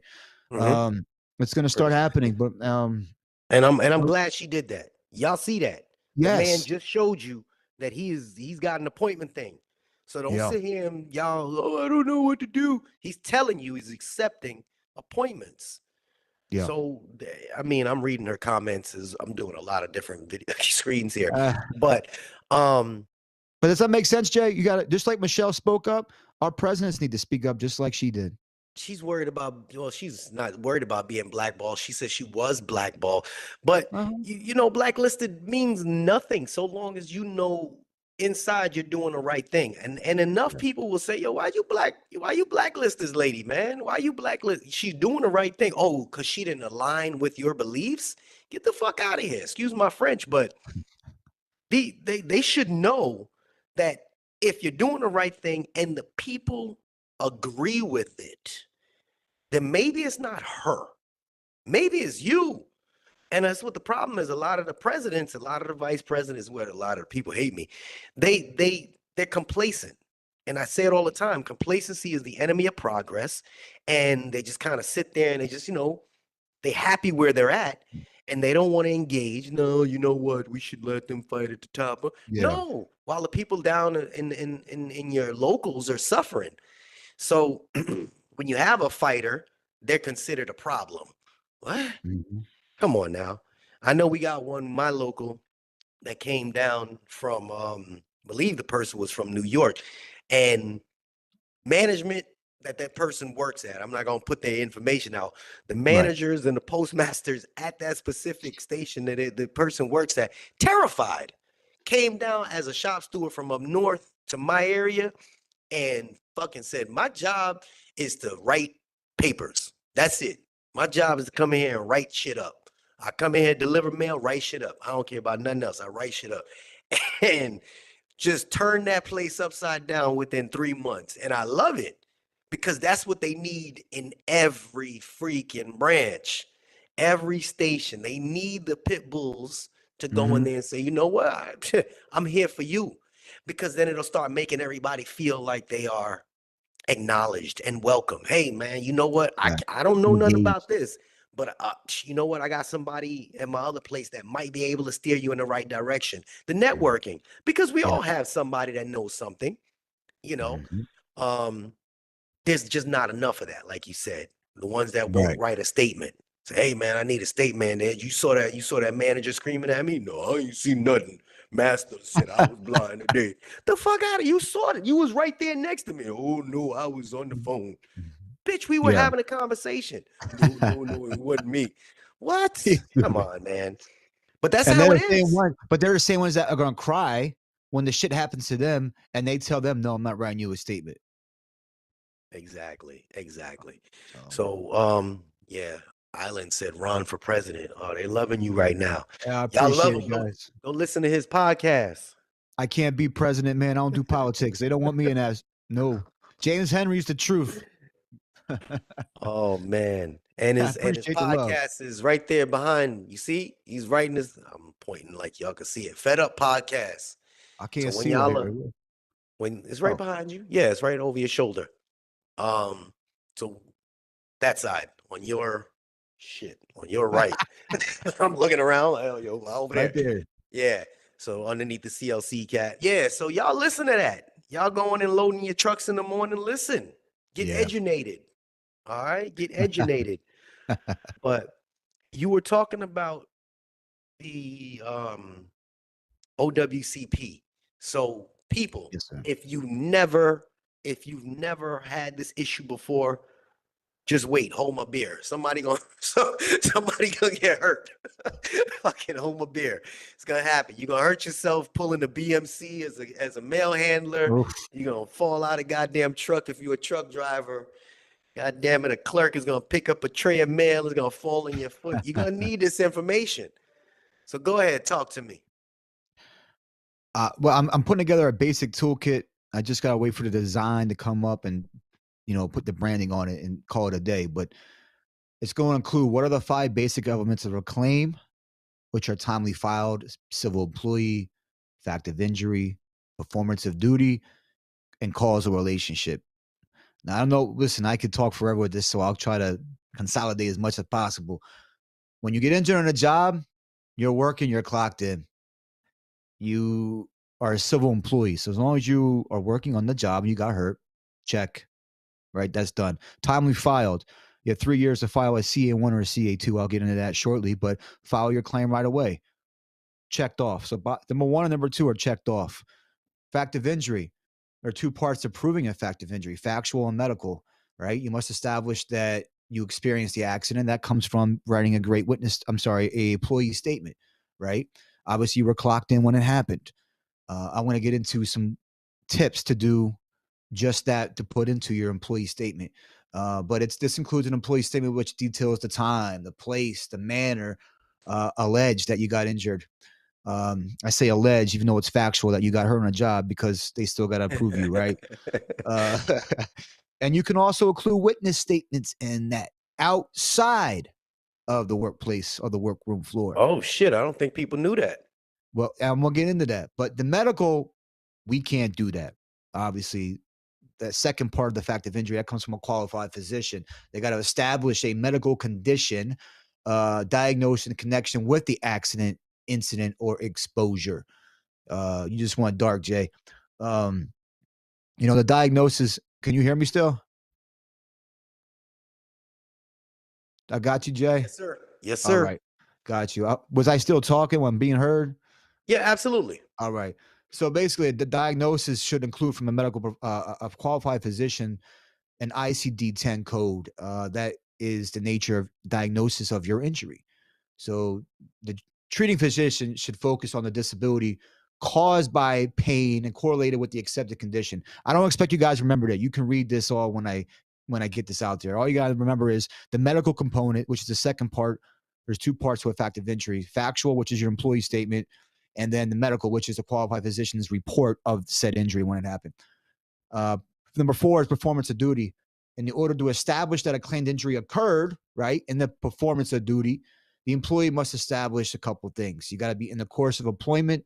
That just revolves around the circumstances, the work setting, location, time of injury, and all that. It's got to be arising out of the employment, and factors have to consider to include like there's different things to include. You know what? I'm gonna skip all this, Jay, because I'm gonna lose people. It's not a sexy topic. Just know that there's 5 basic elements, and they're gonna be on my toolkit. What you need to know, I want to get into, are the top things to do immediately when injured on the job. Because I don't want to lose people. I want to keep people's attention span here. It's not a sexy topic, like I said. So the top things to do immediately when you're on the job is report the job injury immediately, ASAP, guys, to your supervisor or manager, and ask for a signed, filled out CA16 from management. Now, you don't have to request one by law, but I always say to request one so you can document that you asked for one when you reported the injury. Be proactive, not reactive. Because a CA-16 provides medical coverage for up to the first 60 days here. So keep that in mind. Report the injury, and then also ask for a signed and filled out CA-16. Management likes to play dumb, and they pretend to not know what a CA-16 is. Let me tell you guys, and I love these things. I love Code of Federal Regulations, CFRs. That's what's sexy to me because it's the law. But 20 CFR 10.300B, right? The employer shall issue a form CA-16 within 4 hours of the claimed injury. Damn. Now, if the employer gives verbal authorization for such care, then he or she should issue the CA-16 within 48 hours. Either way, it says they shall. So ask for a signed, filled out, because a lot of times they like to play dumb and just sign it and give it to you. No. I need that bitch filled out, and you will give it to me. Advocate, right? Now here goes the number three, top three thing of the top three thing. I'm sorry, the top things to do immediately when injured on a job. The third is take pictures of the scene where you got injured. Especially when it's not an emergency situation. Obviously, if you in critical condition, the first thing on your mind is not going to be taking pictures or even reporting your injury, right? You got to get medical care at that point. But if you're medically possibly can take pictures. Upload them to eComp when you fill out your CA1 or CA2, which we'll get into, right? And make sure they're in an acceptable format. They got to be in grayscale, meaning don't upload them in color when uploading because they're going to come out all screwed up and it's pointless. They ain't going to be able to see them. So when you take pictures, whatever caused the injury, take pictures of that, of the scene, anything that you can pretty much prove beyond a reasonable doubt and within a medical certainty for your doctor that it was the exact thing that caused you to suffer that on-the-job injury, right? You could even record a video if you don't feel like writing shit down, and basically to trigger your memory later when you write said employee statement, right? For instance, did the steps crumble beneath your feet? Take pictures. Where there's a big hole in the ground where you're walking that caused the injury to your ankle? Take pictures. Did a dog bust through the door or a fence and attack you? Did he bite you anywhere? Take pictures. As long as you medically possibly can, right?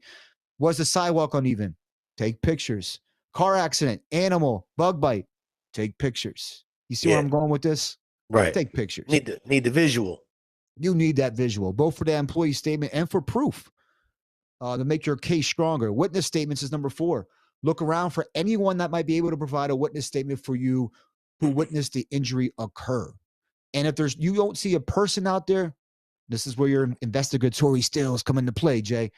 Look for those those doorbell cameras around. See about talking with the neighbor. See if you can get that recording footage. Now, many times they're going to say no, they might not want to get involved. But think about this. This is your route. These are your people. These are your customers on the route that you have a relationship with. They may be willing and able to give you that, but you're not going to know unless you don't ask, right? But review the footage, because I'm going to say this, Jay, and I just all due respect, some of y'all might have been clowning around and done something dumb. You ain't going to get that injury accepted. So, that video is going to be counterproductive.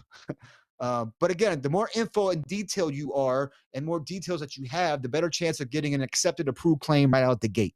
That's my point. Number 5 is writing a very detailed statement. We talked about it. Regarding what occurred when you got injured, as soon as you were able to write it down. Like I said, take a video before or take a voice recording of you and then jot it down to pen to pad, basically, from what you just said. Right. That way you can remember exactly what happened. Right. Because it's freshest memory right then and there. Now, sometimes adrenaline's rushing and you might have to revisit that, right? And that's okay. Take your time. Don't rush it, right? Witness statements are big just as much as employee statements, but be detailed. Again, what and how you paint the picture for your claims examiner to accept your claim the first time around is going to guarantee you more of a chance of getting accepted up front, right? And don't use any work slang or nicknames like T-Dog or listen, I'm being serious now. Some people, I won't say any names, but you come on now. This is where you actually got to use your government name now. You understand? Mm-hmm. So, and also even nicknames for things like we call and the hamper a pumpkin, right? In certain places, the orange hampers, some people call them pumpkins. Don't write that.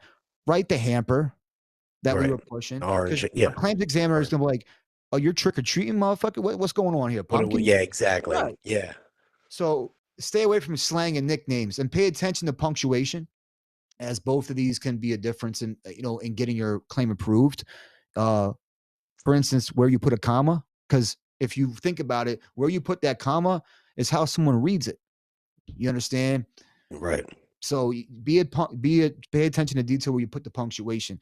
Now, again, I mentioned this. If you can, you should record yourself on video, recording your statement, or one of those voice apps thingies like a voice memo, whatever the fuck it is.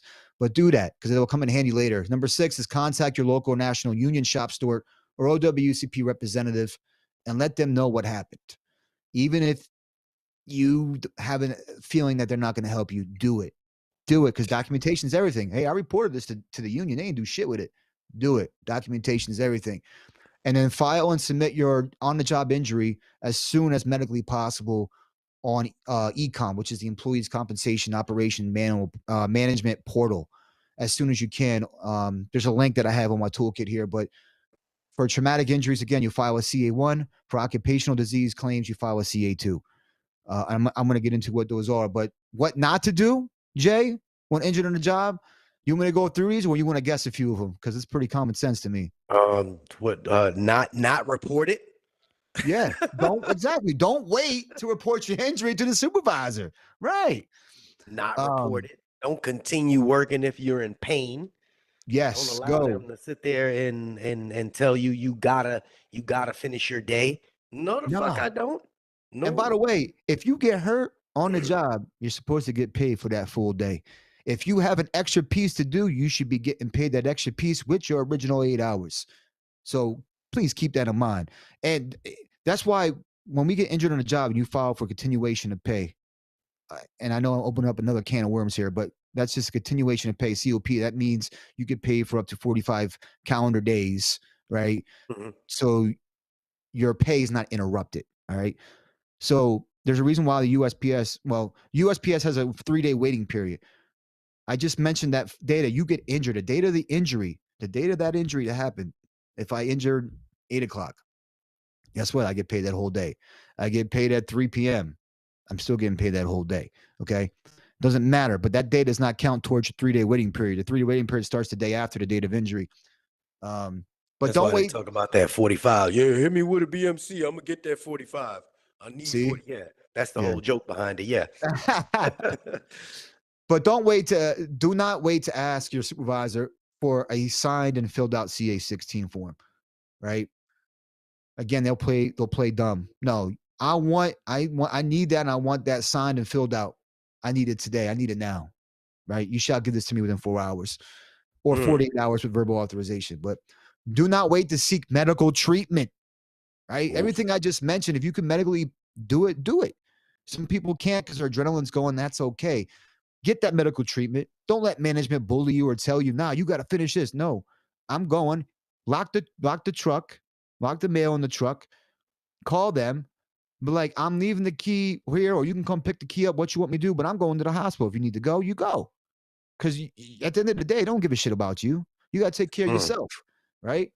Also, you don't want to use a work computer or a supervisor computer to file your claim on ecom. Can you? Yeah. Should you? Fuck no. Why? Why is Mm. that, Jay?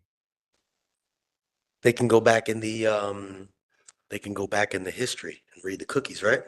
They can go back, they'll have your password. If you don't change your password, they can log in, they can do certain things. Who's to say that they won't hit submit, Delay. change things around, delay, bingo, bingo. There are timelines though, Jay. This is why eComp was the electronic portal was created to take a lot of the control and the wrongdoing from management back in the day when it was just paper forms. All those sitting on forms and delays. This takes Right on the all of desk. that out. Yeah. So there's a young, I'm assuming Eunice is a lady. All I'm right. gonna guess Eunice Johnson. I'm fighting for income. I haven't been paid for 8 months. Still fighting for income. I can't work under doctor care. They said they stepped in a little bit later. Just so you know, Eunice, I believe I have Ron's information pinned in the chat. You can reach out to Ron directly. He will steer you in the right direction.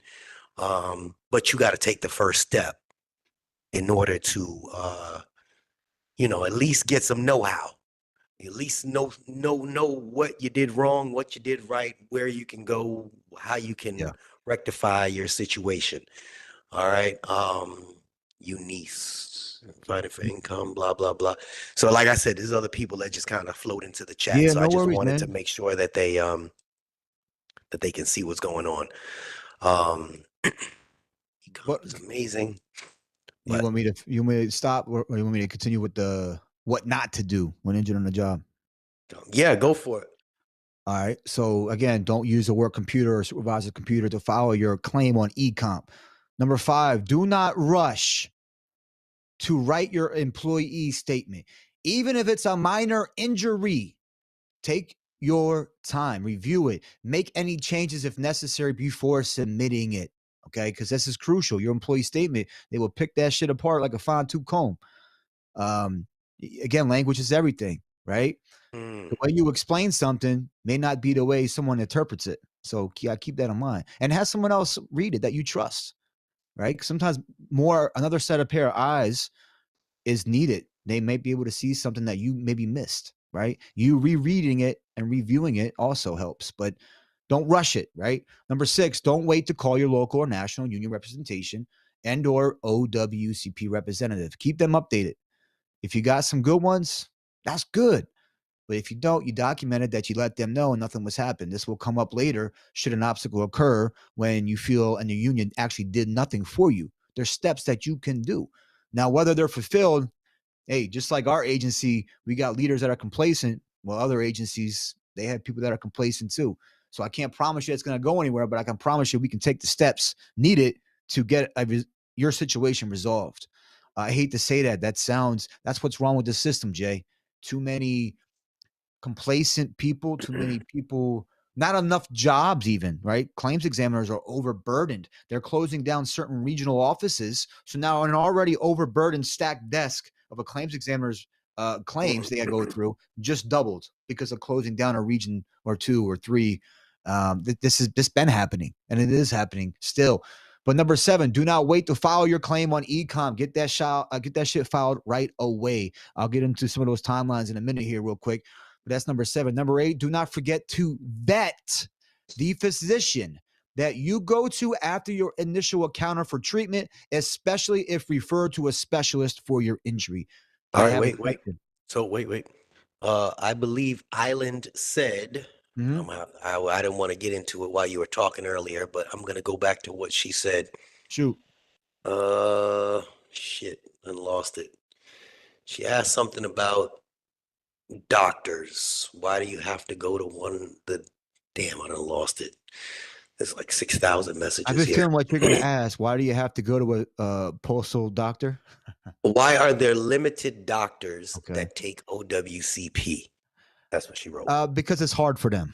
And a lot of doctors and surgeons, they don't want to take the time to learn the system. And so you have state work comp, you got federal work comp. State work comp is obviously different from federal, but federal is the same across the board, no matter what state you're in. This is why if you hire a lawyer or whatever, you have a doctor in a different state, a state over, that you got to go to for treatment, which does happen a lot. It's because they understand the system. And language is everything with the Department of Labor and OWCP, just like it is our grievances, right? That's Or an funny because arbitration. Michelle just said the same shit. She just said what you said. Be careful with the language used in an employee Yeah. statement. Who was that? Michelle Michelle. Bukowski. Hey, girl. Man, you keep doing your thing, girl. Same Michelle from 36 out there. Yeah, that's the same Woo. one. Girl, we gonna She have a wrote that as conversation now. soon as Um, soon as you said it too. that's good, man. So that the reason is it's difficult and it's hard. And you can argue that it's not hard, but it's to the point where I feel personally maybe they do it on purpose because they expect people to give up. But I know people will disagree sometimes, maybe, but that's just my opinion. But if you know the language, you learn the language, and you teach yourself, that's it. This is why it's important for us, JH, to advocate for ourselves, to educate ourselves, research, so we can tell the doctors what we need. Hey, no. Hey, you got this in there, but you're not meeting all the 5 basic elements. And I'll get into that in a little bit, because the number one reason why claims are denied out of those 5 basic elements is the 5th basic element, which is causal relationship. Why? Because it's the link between the work-related exposure or injury and medical condition found in examination, right? So it's based entirely on medical evidence provided by the physician who have examined and treated the employee. So, and I don't want to get into all that. It's in here, but that's number one reason why shit is denied, which is causal relationship. It's the common reason for denial of claims due to the lack of rationalized uh, uh, uh, medical evidence sometimes, but that establishes the causal relationship. But that comes down to the language between diagnosed conditions and the claimed work factor connected to the traumatic or occupational injury or illness.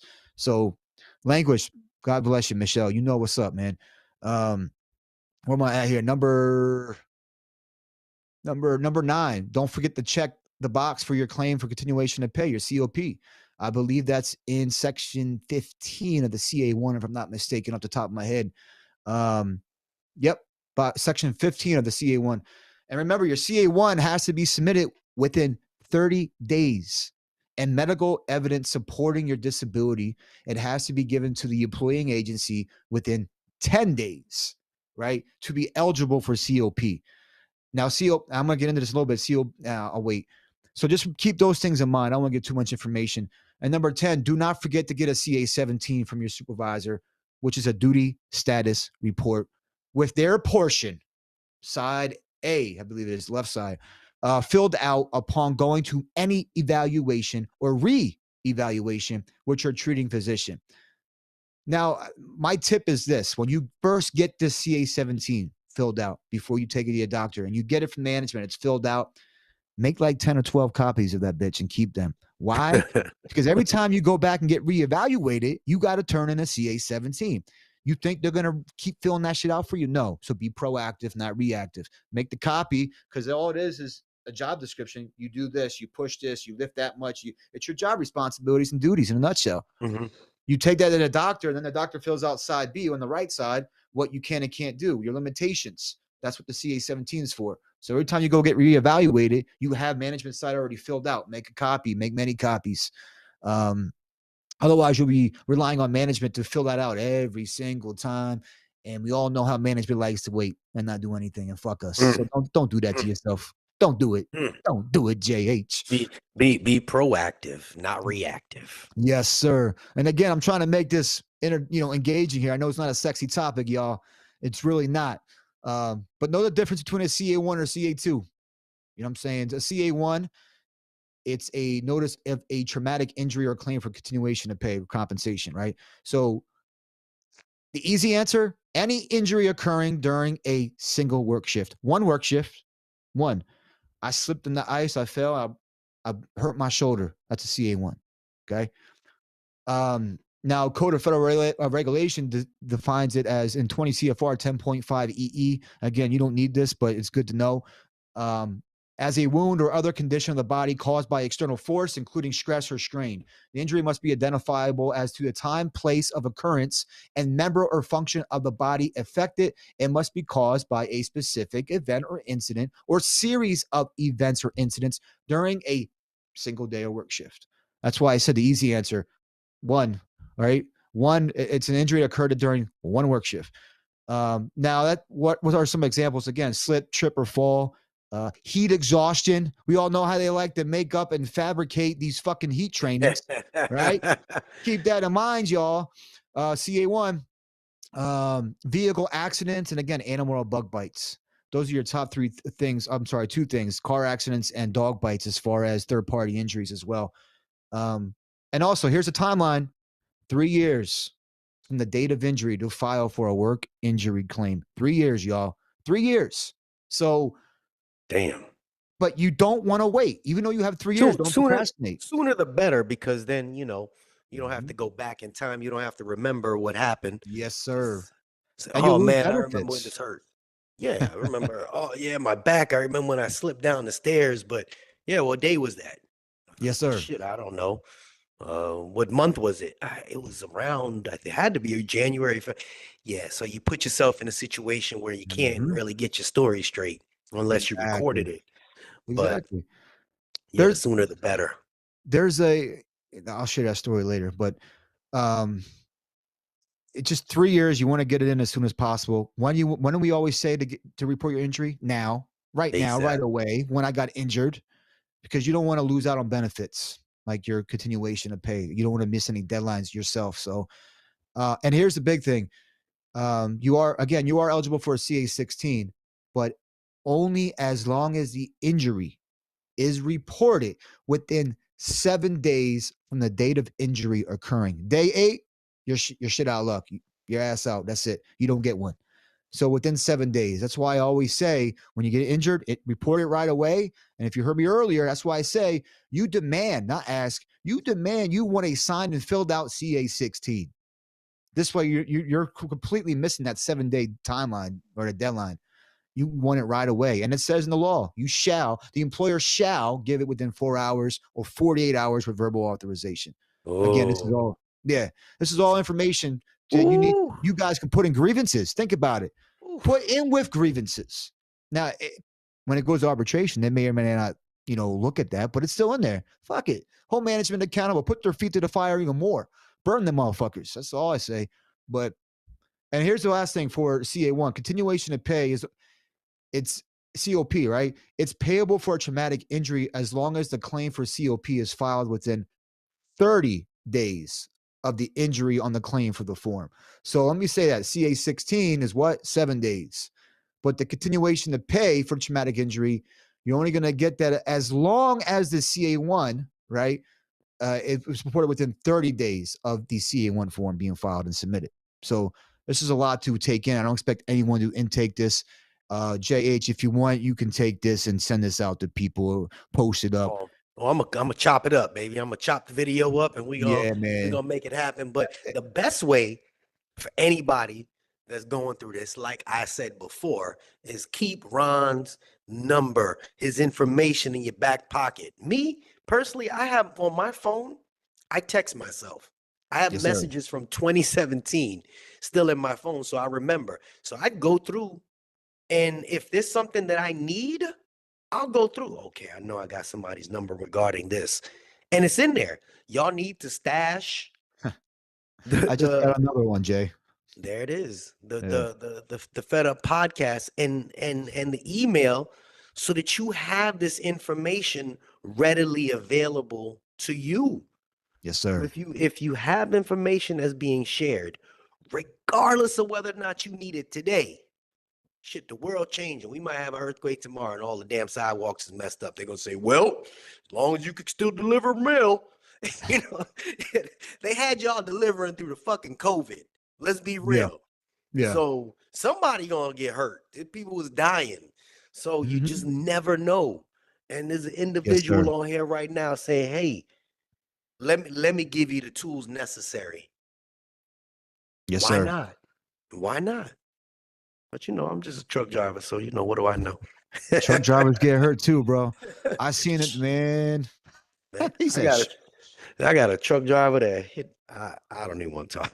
yeah, He might be watching, but um, yeah, it's they get damaged all the time.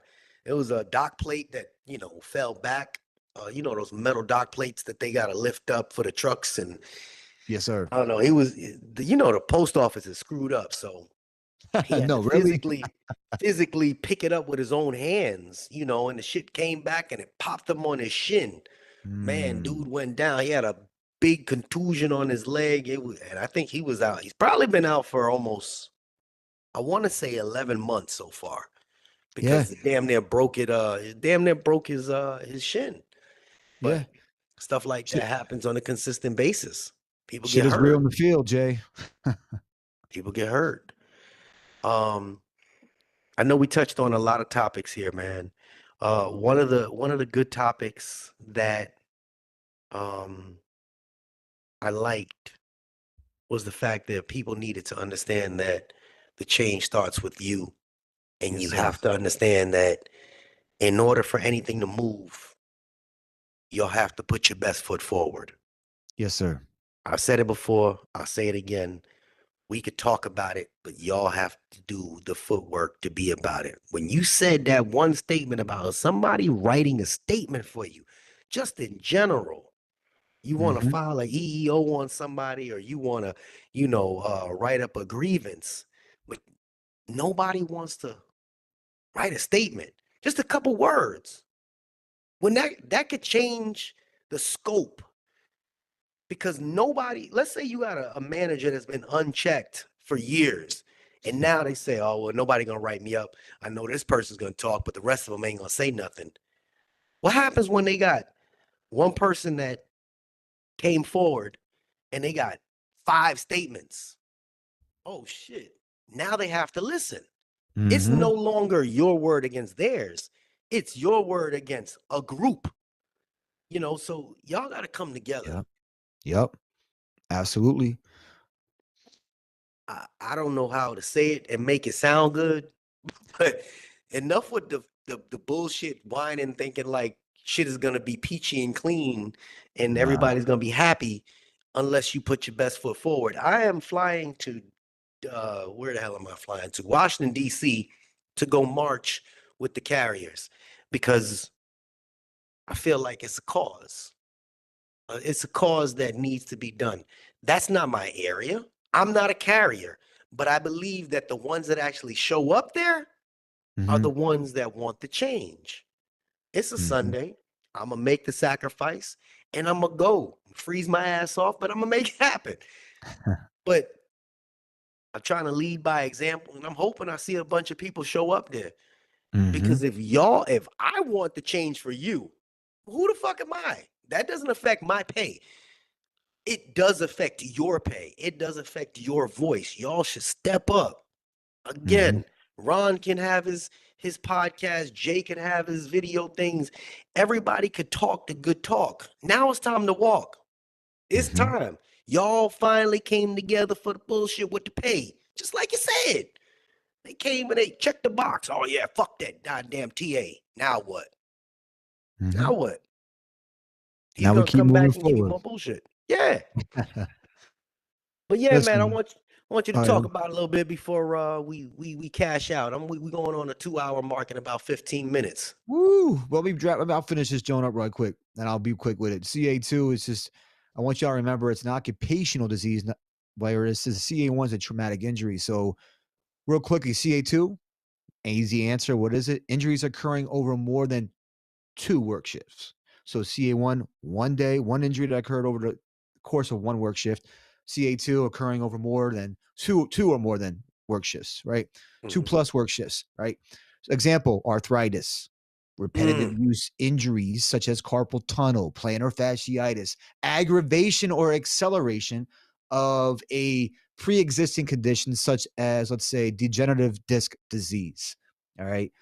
And again, you have 3 years from the date. Well, this is where it gets a little bit different than the CA1. CA1, 3 years to report the injury. Here, you have 3 years from the date of the last exposure, or you became first aware of the medical condition and causal relationship of this CA2, whichever is later than those 2 things. So, common sense ain't so common no more, but I think people can understand that one, right?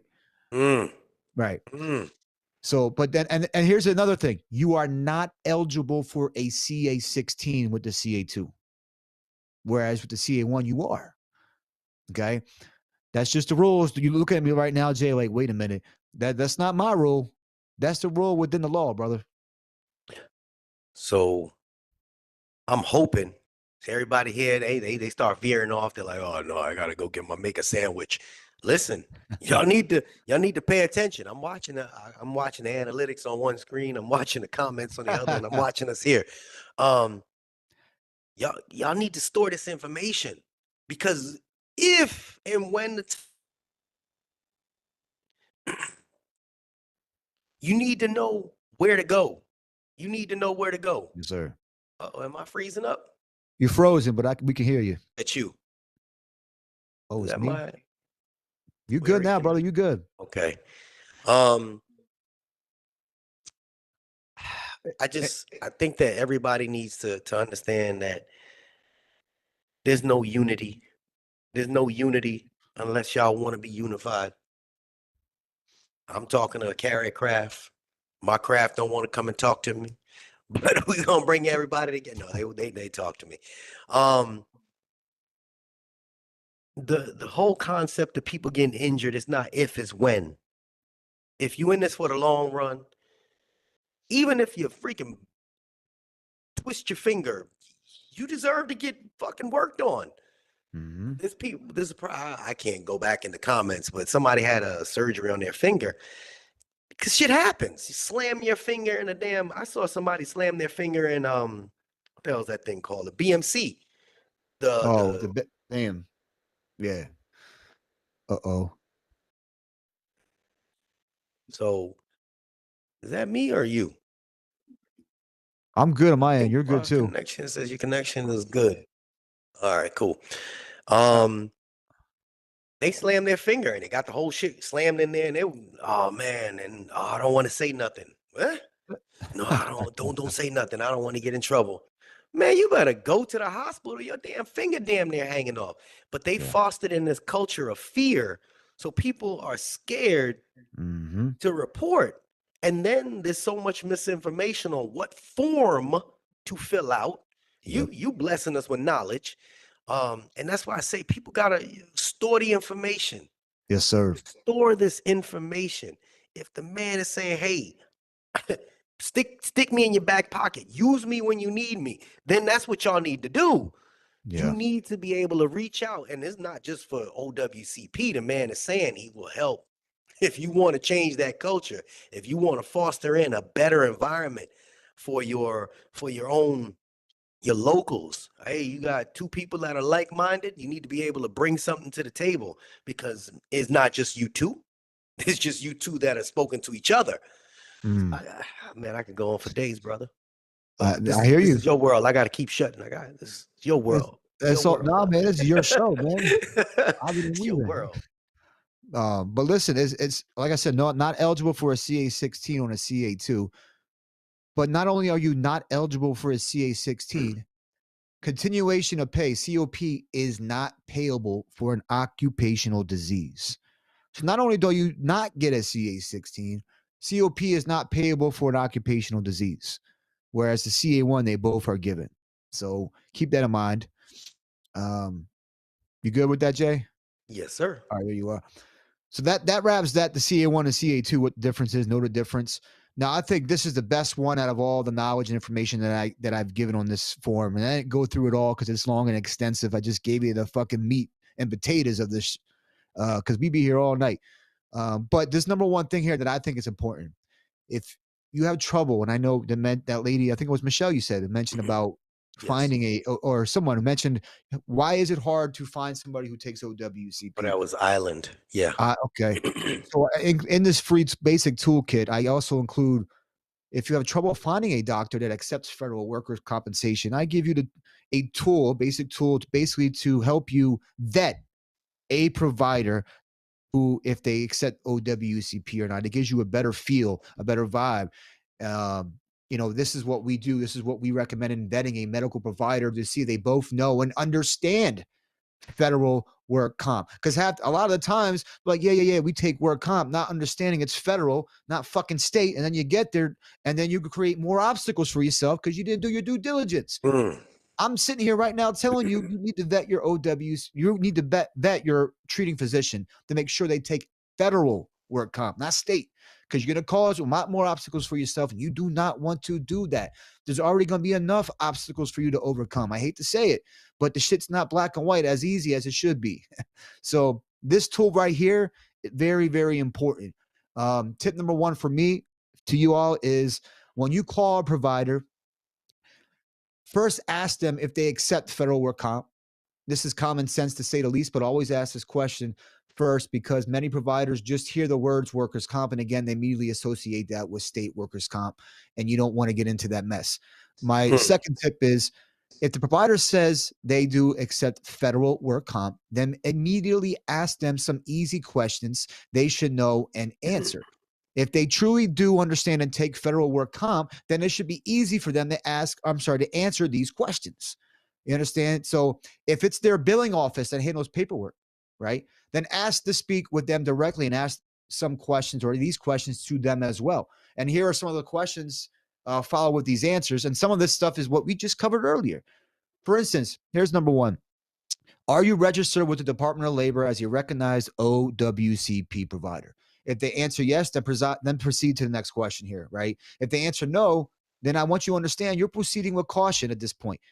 And now if they answer another question wrong after answering this one wrong, or I should say not wrong, but no, then just know that you may end up causing more hardships and obstacles for yourself should you choose this provider. So let's move forward. The next question, they answered yes. Are there any out-of-pocket costs to me, the injured federal worker that you are treating?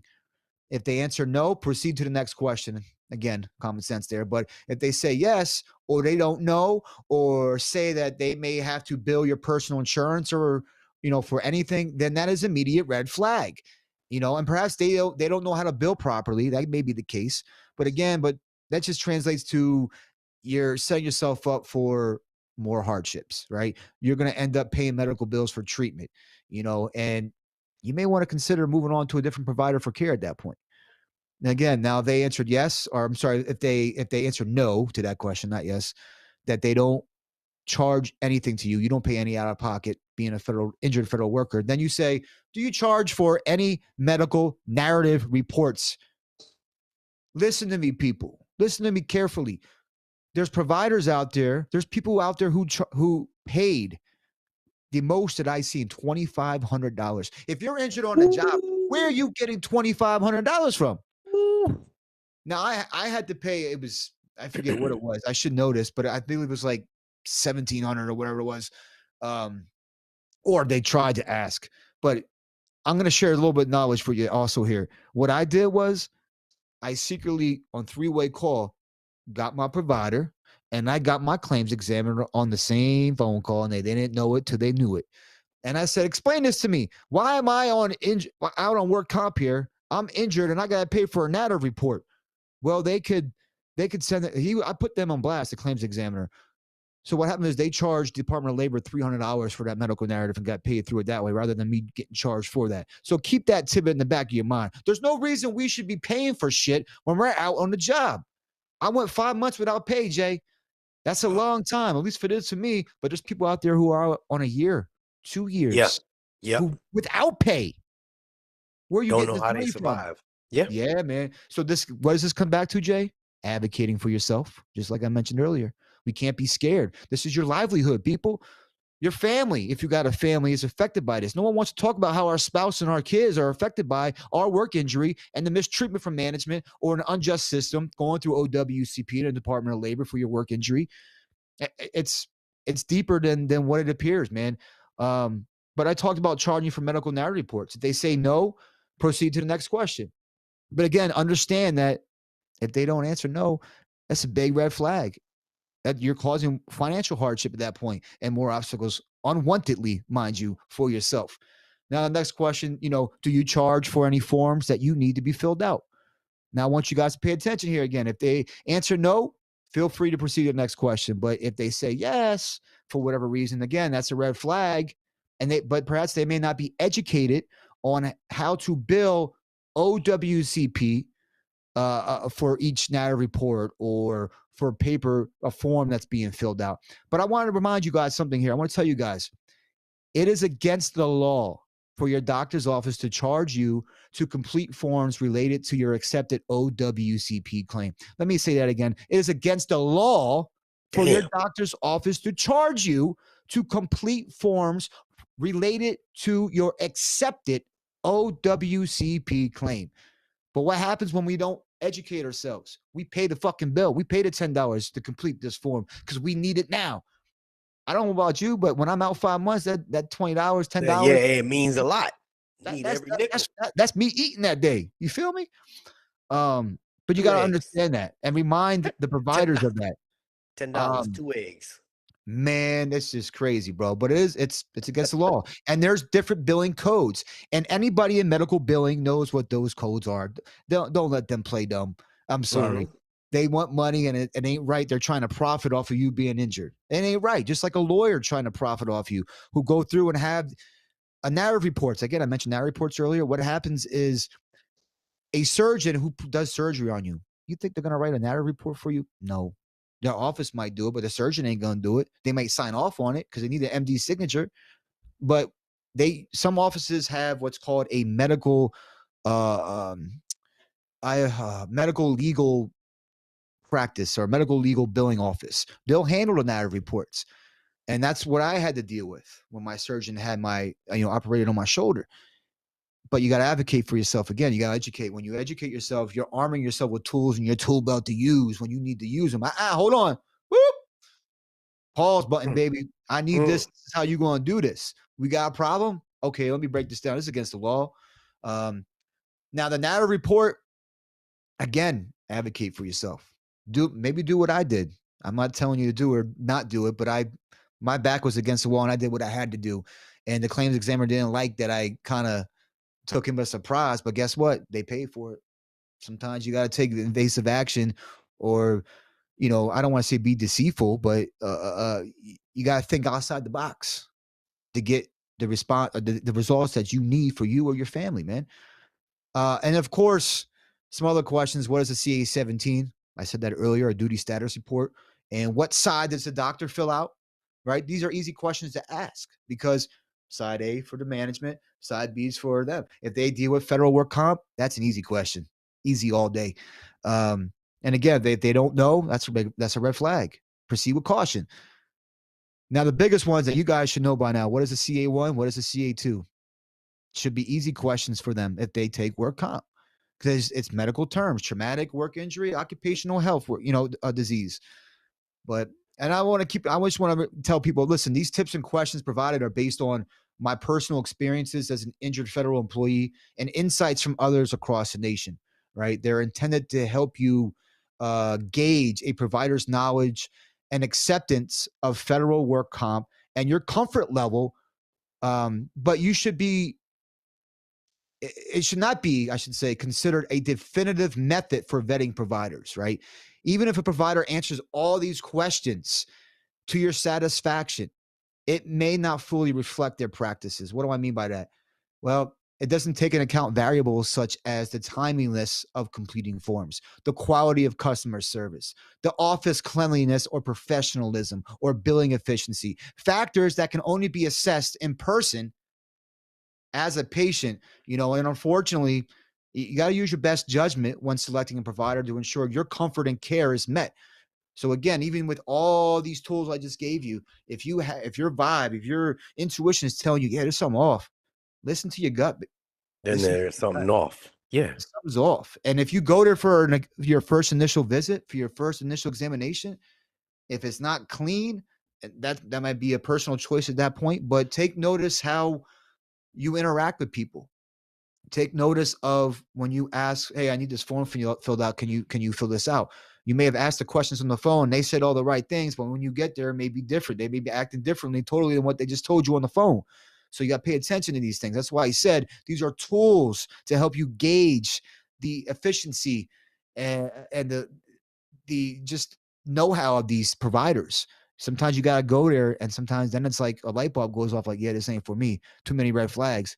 Well, there you go. Now you got a decision to make. Continue on with no certainty, right? Or go somewhere else and see if you can find a better place to go to. And then you just repeat step A through Z again, what I just told you here with these tools. But I hope this all makes sense. Again, all this is in my toolkit. I didn't cover everything, but I think this is a lot to digest, and I didn't want to bore everybody to death, even though I probably did with this shit here. But I could tell you one thing: deadlines are constantly missed, and even though we have ecom, timelines are not being met. So, for instance, and I can give you guys some QR codes if you reach out to me. I have a bunch of them. For instance, if management gives you, hey, I don't know nothing about a CA16, they play dumb. Hold on now. If you go to eComp on the portal, and I'm not going to pull it up now, Jay, because it's going to take a lot of time. But if I walk you through it, there's a supervisor walkthrough, and it walks through and it tells them even, and it shows when there's a button that pops up, issue CA16, print or download PDF format. Everything is there. So there's no excuse for them not to give you a CA16. And if they play dumb and the computer's down, listen, here's my go around. Download the CA16 to your damn phone and be like, it's okay. Let me put this to your printer for you. Bam. I need this shit filled out. I need to sign. You got to understand, think outside the box, guys. You got to advocate for yourself. All these tips I'm giving you is because I've been through it, and also through helping other people help them through their stuff. Management is, I swear to God, they're taught to fuck us over. Jay, man, listen, you already know what it is. They try to evade. They try to Man, evade. They worry 204B about comes that. in, used to be a carrier or a clerk or whatever it is from the sorting facility, and they're personable. They treat you like a human being, right? You're, hey, what's up, Jay? How you doing, Jay? Good morning. I need you to do this. Say, you got, yeah, cool. But when they go off to that district training and they come back, they just flipped it on you. Now you treat it like a number. Now instead of service, it's about productivity. But hold on, now we call it USPS, Postal Service, not production service, right? It's not about production and the numbers. It's about service. Last time I checked, again, service is in the name USPS. So, but how many times have you seen that, Jay? People go off to management training. When they come back, they different people. They different. They Brian Renfro Yeah. up. Oh, you think that's what Brian Renfro's going after? Let's keep it You know 100. what? Corey Walton said it best, man. He is one of the most intellectual presidents that we have had, but one of the worst leaders that we've ever had. So, yeah, is he probably setting himself up for another job? Probably, because he's a smart man. Maybe he knows his days are numbered. I guarantee you he's not going to go hungry. I guarantee you he won't go back to carrying mail. He won't go back to, guy's been like, what, 10 years or so, whatever it's been. He ain't going back to carrying mail. He know what it is. He's a smart man, but leadership wise, nah, different. He ain't like us. He ain't So like us. he's gonna step up and get in somewhere in the headquarters. He's gonna go walk across the street and go work for headquarters. Well, he already the president, so I don't know where he go from here. But I'm talking you about for know, USPS headquarters. you never know. Maybe that's why he was negotiating by himself with the Postal Service negotiations and doesn't have his team up there, his negotiation team. What kind of leader does that? Your team. I don't get me started on that shit. But yo, does that OWCP basic toolkit is? I mean, what are the people saying, man? If they're still around, if I didn't bore them to death. Well, they'll be reaching out. A lot of them are talking behind the scenes. USPS forces people to work too long. That's why people get hurt. Yeah. All the time on the job, too much overtime, increased risk of injuries. They don't get it yet. Hey, hold on, read that. Say that again. USPS forces people to work too long, and that's why people get hurt all the time on the job. Too much overtime, increased risk of injuries, and don't get it yet. Jay, again, this comes down to advocating. I hate to say it, man, but you got to advocate for yourself. What is the hour workage as far as working in one day? Is it 12 hours, 16 hours? Shit, it should only be 12, but I Right. think And, they're and allowed up listen, I to know we're 14 or different, something. but remember, safety's your call, guys. If you're working on like 12, 13-hour days consistently for over a week or whatever the case is, take a mental health day.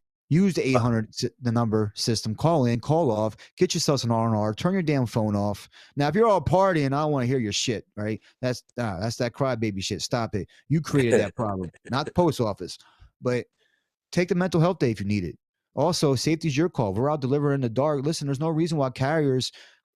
I don't know if this is still happening, but it was when carriers were out till 11 o'clock at night, 10 o'clock at night. Why is that happening?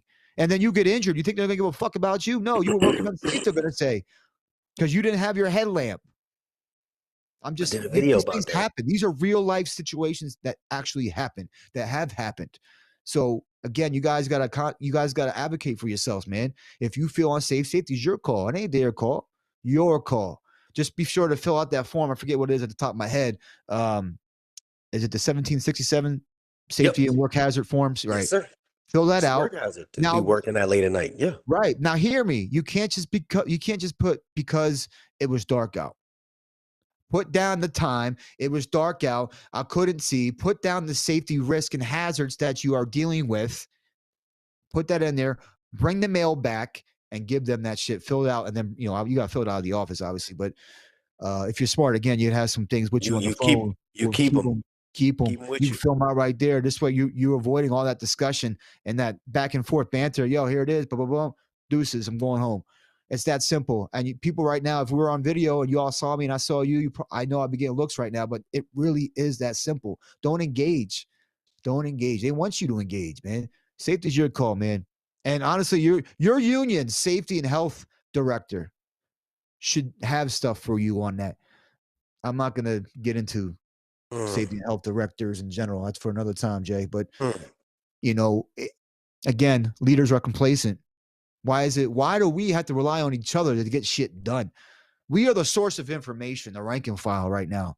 It's terrible. It's terrible, but it's going to change, man. We're going to get new They leaders. hating it. They hating it. They hating that we putting these podcasts out here. They're hating that we have videos out here. They don't like it. They don't like the information being shared. They don't like the fact that people across this nation realize that, oh shit, it's not just a here problem. It's a nationwide problem. Yeah. Oh, Absolutely. there are better stations. Oh, wait, there's a good station in Chicago. Oh, wait, there's a good stuff. Oh, my president doesn't act like that. I didn't know that was a thing. Once they realize that there is light, why is there not light in mine? I thought I'm under the NALC. Oh no, this is bullshit. They don't like that. They don't No. like that. And they can say, well, no, that's just in that state or just in that area. No, no, no. Jay, you think there's conversations being had between leadership of unions and leadership of the agency, leadership of the NELC and leadership with the Postal Service? Absolutely. Absolutely. I got to be careful how I word this because with the source of information and legality stuff, but fuck. How am I going to choose my words carefully? How do you, if there were conversations being had between said upper suits in the post office and uppers making the call, allegedly making the call to suits at the NELC. And Hypothetically speaking. hypothetically speaking, and the context within that phone call was, man, you have a lot of work injuries going on here. You need to basically get these down or you're going to have a problem. Paraphrasing, whatever the fuck said. Along those lines. And then next month, you see a total opposite of shit being done from your union, despite being reported to said authority of your representative in the union or to the post office with management. Because shit rolls downhill. Those orders are going to come down, right? That's what I thought. Hypothetically, if that shit happens and you see the outcome next month and the next month after that and the next month after that, and there's established pattern of this, we've been doing this and now we're just doing this shit. Hey man, 2 months ago you helped Jerry out when he got injured. You had all the paperwork. And all of a sudden you don't know what I'm talking about. Yeah. Oh no, I'm busy. Oh man, I don't know. Maybe the supervisor was correct. Yeah, they flip. They flip, and that's the unfortunate part because exactly what you're saying. I'm paying my dues. Yeah. I get injured. I need a 1767 to pass on because there's an unsafe work condition. But now my supervisor, my shop steward doesn't want to help me in that scenario because I got to file a grievance. That sours your brothers and sisters. And then they say, man, why the fuck am I paying my dues for at this point? Yeah. Why am I sitting there supporting these people if they're not on my side? So when Island spoke about that earlier, I understand where she's coming from because, at one point they're sold a dream. They're given a piece of paper, hey, sign up. We're here for you. Oh, it's all peachy and cream first few years, but then you start seeing the fuckery and foolery come out, and now, damn, wait a minute. Mm-hmm. This ain't even worth it. Just imagine. Can you fathom? I'm sure they won't tell you the numbers. Can you fathom how many people took their union dues back after this whole Brian Renfro debacle for the last 2 years? Yeah. I'm sure that a lot of people fucking left and they're just waiting, hopefully for a better contract. But now the union as a whole has to suffer. You feel Yes. me? The, Yeah, the, the, the absolutely. whole union has to suffer. But whose fault is it? Is it the carrier's fault? Because they feel a type of way? Shit, this dude ain't helping us. I don't know if I'm gonna get another dollar, 1.3%. Oh yeah, shit, my dues are $50 a Yeah. month or whatever they are. It's not worth it to me. Yeah. So I get where they're coming from. I'm not making any more 1.3%. Now my union is all of a sudden they can't help me because I got injured. They're not helping me with my 1767s. I got a grievance because this person won't they shorted me on my time because I had to clock out early. I told them, put in uh was it family medical leave or what it FMLA. Yeah. FMLA because I had to leave specifically for my family. And it says that I Mm-hmm. can get, 3 hours because I had to go pick my son up and bring my son to the doctor and they're Yes, not sir. fighting for me. Why am I paying my dues again? That's why they're saying Exactly. that it's hard to support people where you feel like they're not there for you. But then on the Mm-hmm. flip side, if you realize that they ain't there for you, get these some bitches out of there. Get That's them out. it. That's it. Jay, what I was saying earlier, just with the workroom floor, with the toxic and hostile work environments, I asked the questions in a lot of my interviews to certain guests. Who's more to blame, management, the coworker, or a combination of both? That same principle can apply to what you just said. And I know some people might not like that, but different scenario, but the principle applies to both, right? Because we're to blame for the toxic and hostile work environments in a lot of our offices. We join in, we throw people under the bus. Now, opposite side with that principle, if we say something, you got listen, speak up or shut up. To me, that's Mm, what it comes down to. I mentioned witness statements earlier. How many of y'all will write those witness statements for your brother and sister who got injured on the job?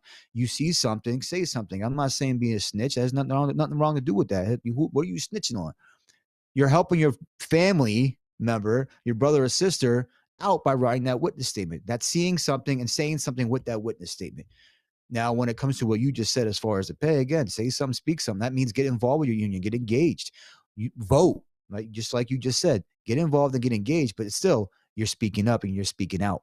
So, same principle, two different situations there. But I just wanted to say that, man, because it's again, we go off the good faith that our union is going to do what's right for us, or management, God forbid, is going to do right for us. We always these, shit. especially new CCAs or new employees, they don't know no better.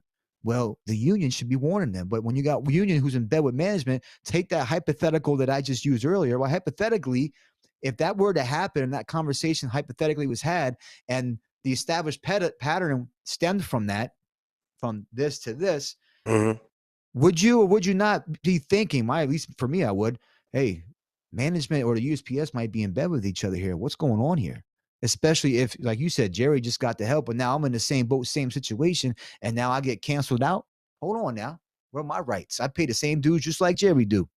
Mm. So I wanted to make that known, man. And I want to speak on something else, Jay, that's very important if I can. Is that all right? Go for it. Usually when we get hurt on a job, this is huge and crucial. And I hope people are listening when they listen to this. Listen closely, man. When we get injured on the job, yes, the process is more painful than the injury. However, I want people to understand that a lot of the times when we get hurt on the job and what the hardships and obstacles that our injury causes for us from this collusion and corruption, mistreatment, the misinformation, no representation, no one there to help us, right? It's it's going, not may. It's going to cause you some mental health issues. It's going to make you start questioning if you did the right thing or you did the wrong thing. It's going to mess with your mental well-being, man. Not everybody may be diagnosed with the PTSD or Mhm. anxiety or just depression, but I guarantee you something will happen and your mental health, your mental psyche will be affected, right? So keep that in mind. Don't be, listen, OWCP, you can file a claim for extreme stress and mental health disorders as well. Let me say that again. Extreme stress and mental health and disorders are covered under OWCP. I Now hope you y'all got heard what he said. Can you say that one more time for everybody that's listening? extreme stress claims and mental health and disorders can be filed with OWCP. Now, again, the same requirements are going to have to be met. The 5 basic elements of a claim. You're going to have to get the medical data report from that psychiatrist or psychologist, whoever it is that you're seeing. But you can get that accepted. But in that case, I would also get FMLA. I would also get FMLA for your injury anyway. But I don't want to get into that because there's certain things that you need to know. But Mm-hmm. just know that FMLA should be, if you have an ongoing injury, I'm sorry, if you have a pre-existing injury that you had prior to coming into this USPS or any federal agency for that matter, you re-injure yourself, like, or you exasperated that previous injury or condition, you can still get covered under OWCP. Okay. So I believe it. Well, I'll get into the CA2A later. I don't even want to get into it here because there's a lot of different things, but just be wary that the management will oftentimes get you when if you try to file a CA2 or even a CA1. In my case, they'll come back and try to give you a CA2A to fill out, which is that comes into play where if you left work and came back kind of deal, they'll try and get you to fill out a CA2A. But if your medical paperwork and your any kind of paperwork is messed up like it was in mine, not going too deep, they'll try and force you to sign a CA2A on the spot. But again, that shouldn't matter because again, what we file all claims on eComp now. So, and honestly, Department of Labor will tell you if it's a CA2A or not. Matter of fact, they'll send you paperwork. Hey, we need this filled out, and it's a questionnaire. They'll send you basically a CA2A answering certain questions, and they have the authority to do that. But I don't want to open that can. But listen, mental health and awareness is real. You just got to understand it. Don't be proud. I'm not ashamed to say this, man. I wasn't truly diagnosed by a professional, but I suffer mentally a little bit from going through my work injury Mm-hmm. because it was me constantly fighting for what I needed to get for myself and my family to get an arrow, to get my schedule. Listen, I'm finally over everything. I got injured July 2nd, 2020. 2022, I retired through OPM federal disability. 2 years. And during those 2 years, I still worked. I had to fight. They didn't want to give me work. I said, you got an extra computer and extra phone in the back. Listen to this, guys. If you're in the Postal Service, you can do what's called C360s, answering customer complaints. Where's my package? Shit like that. If there's a computer and a space for you to answer the phone, you ask for the work because the surest way to get paid is to clock in. Clock in. Forget the CA7s, right? Because if you're out on CP, you're getting the 66 and 2/3 pay for if you're single with no dependents, or 75% of your pay if you have dependents. But I want you all to remember this too. With Trump in office, he's going to go back to his 2020 shit, what he started, and now he's out of office, but it's going to come back again. Matter of fact, I might even be working on it now. I got to keep my eye on it and keep watching it. But he's trying to get rid of the 75%, and everybody across the board gets 66 and 2/3 pay, regardless if you have dependents or not. That's one of the things he wants to do. So I always say the surest way to get paid is to clock in. Make sure you can do shit within your restrictions. Push for those three C360s. Push to do the UBM, right? Whatever you can do in your restrictions and there's work to be had, force the issue again. But Jay, that's a lot of information, brother. I listen. Anything else you want to cover or that we didn't cover that what I want to talk about or what you want to ask me or anything? What's crazy is I just remember one of my partners um going through a situation right now, and I had to just text him if he's listening because he asked me 1,000,001 questions, and now it just dawned on me too because he texted me the other day. I want to know if he's listening to this because this is definitely vital information for everybody. Yeah. Um, I'm not taking any live calls, but if anybody has a question while we're at it, I got another 10 minutes here before my wrestling comes on. I know we got WWE. It's Monday Uh-oh. night, right? It is Yeah, it's Monday Monday night. night, baby. Yeah, Netflix it now, is. right? Yeah, it's on Netflix. CA17. CA7 is just a paper trail? CA7 is a claim for compensation. Okay. There's a CA7, CA7A, which kind of goes hand in hand. Your CA7B is your buyback for any time that you want to buy back that you spent sick time or AL on. Someone said that light duty is getting chopped. I don't think they can do that, right? Well, remember, there's a difference between light duty and oh god, limited duty. So Okay. So let's limited make duty is just as far as the time is concerned, right? So you can only work 5 hours a day or 6 hours a day. Is that correct? And then for the time. light duty is I can only lift, I can work a full day, but I can't lift no more than 15 pounds. Is that correct?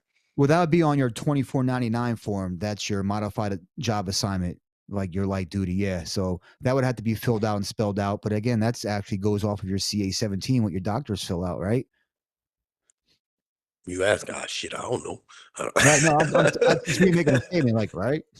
All right, I never listened. I agree. A lot of supervisors will be fired for altering They rings. should. Yeah, I hope they do. That whole playing with the clock rings thing sucks. Oh, yeah. They go in there and tax and mess with it all the time. But ask for a tax report, man. And there's different And you can codes that see, your union representation should be looking for to see who's changing the codes. Because sometimes they'll have clerks working overnight and allowing them the authority to go in there and change these tax on the course of a supervisor. Well, if they're a clerk supervisor, not the supervisor for the installation of that office, do you think that's wrong in essence? I mean, I don't know, but I think it you is. know, you know that I just found out that clerks are allowed. I think it's the head clerk. I think Yeah, it's the the head head clerk, clerk right? is allowed to go in and do tax. I had something I learned about a month ago.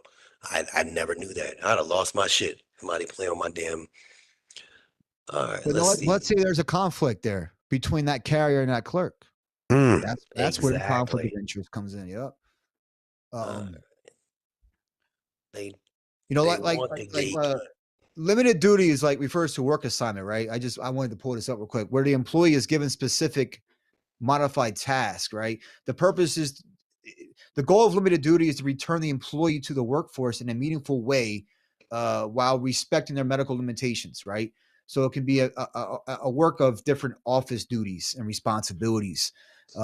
Like you suffered a back injury, you might be placed on limited duty, which could involve answering the phone, like I said earlier, service Yeah, calls, handling mail, certain like the UBM, I've seen um, that. right. Whereas light duty typically refers to work assignments that require less physical effort, obviously, than the employee's regular duties. Light duty is basically it's basic tasks with minimal physical demands after, or I should say, as they recover from an injury. And again, post office doesn't even offer, I believe, one of the two. It's only the 2499, which is the modified job assignment light duty. Um, but that's pretty much it, man. Someone says, hate to say it, but a lot of people abuse light duty in my You're right about station. that, sir or ma'am. You're right about that. They do. Uh, I don't know what to tell you other than you're right. They do. But guess what? It ain't our fault. That's management's fault. Because what word is inside management? Manage. So that's on them. They get paid to manage, not us. See, that's where we working with it's almost an oxymoron. We Yep. can't deny them to work light duty or abuse light duty, but a manager or a supervisor is not a medical professional, so they can't. You know, Exactly. they listening to us right now. They go through all the steps and do shit perfect.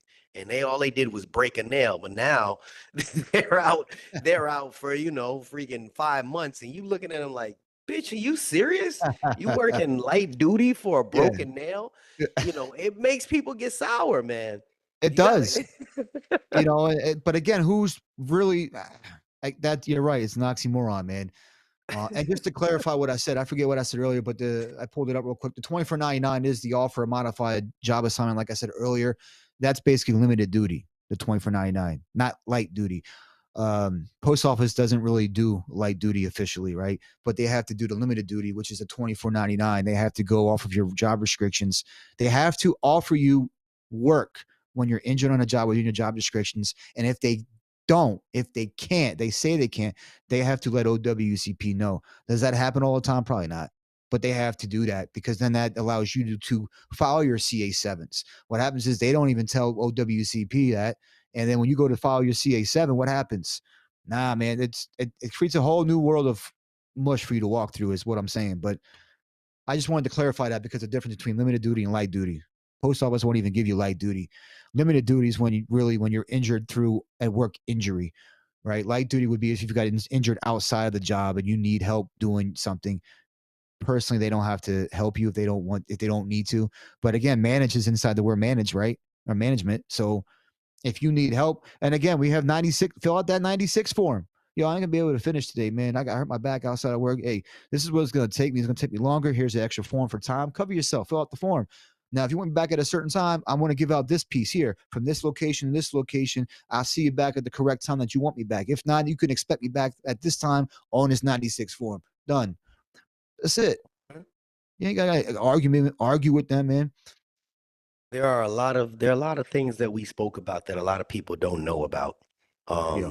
And if anybody is watching, and I know this is a long video, but you need to share some of this information with a couple of your coworkers. You don't have to share the video, but anything that's in this video that you feel is necessary, repeat it to them.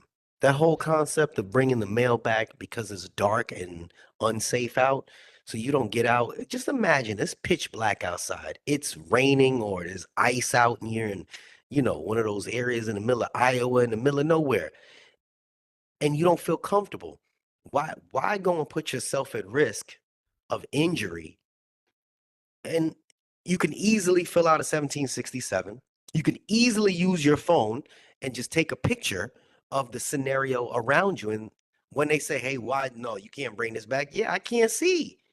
I can't see. This is dangerous. You know, um, People need to know these things.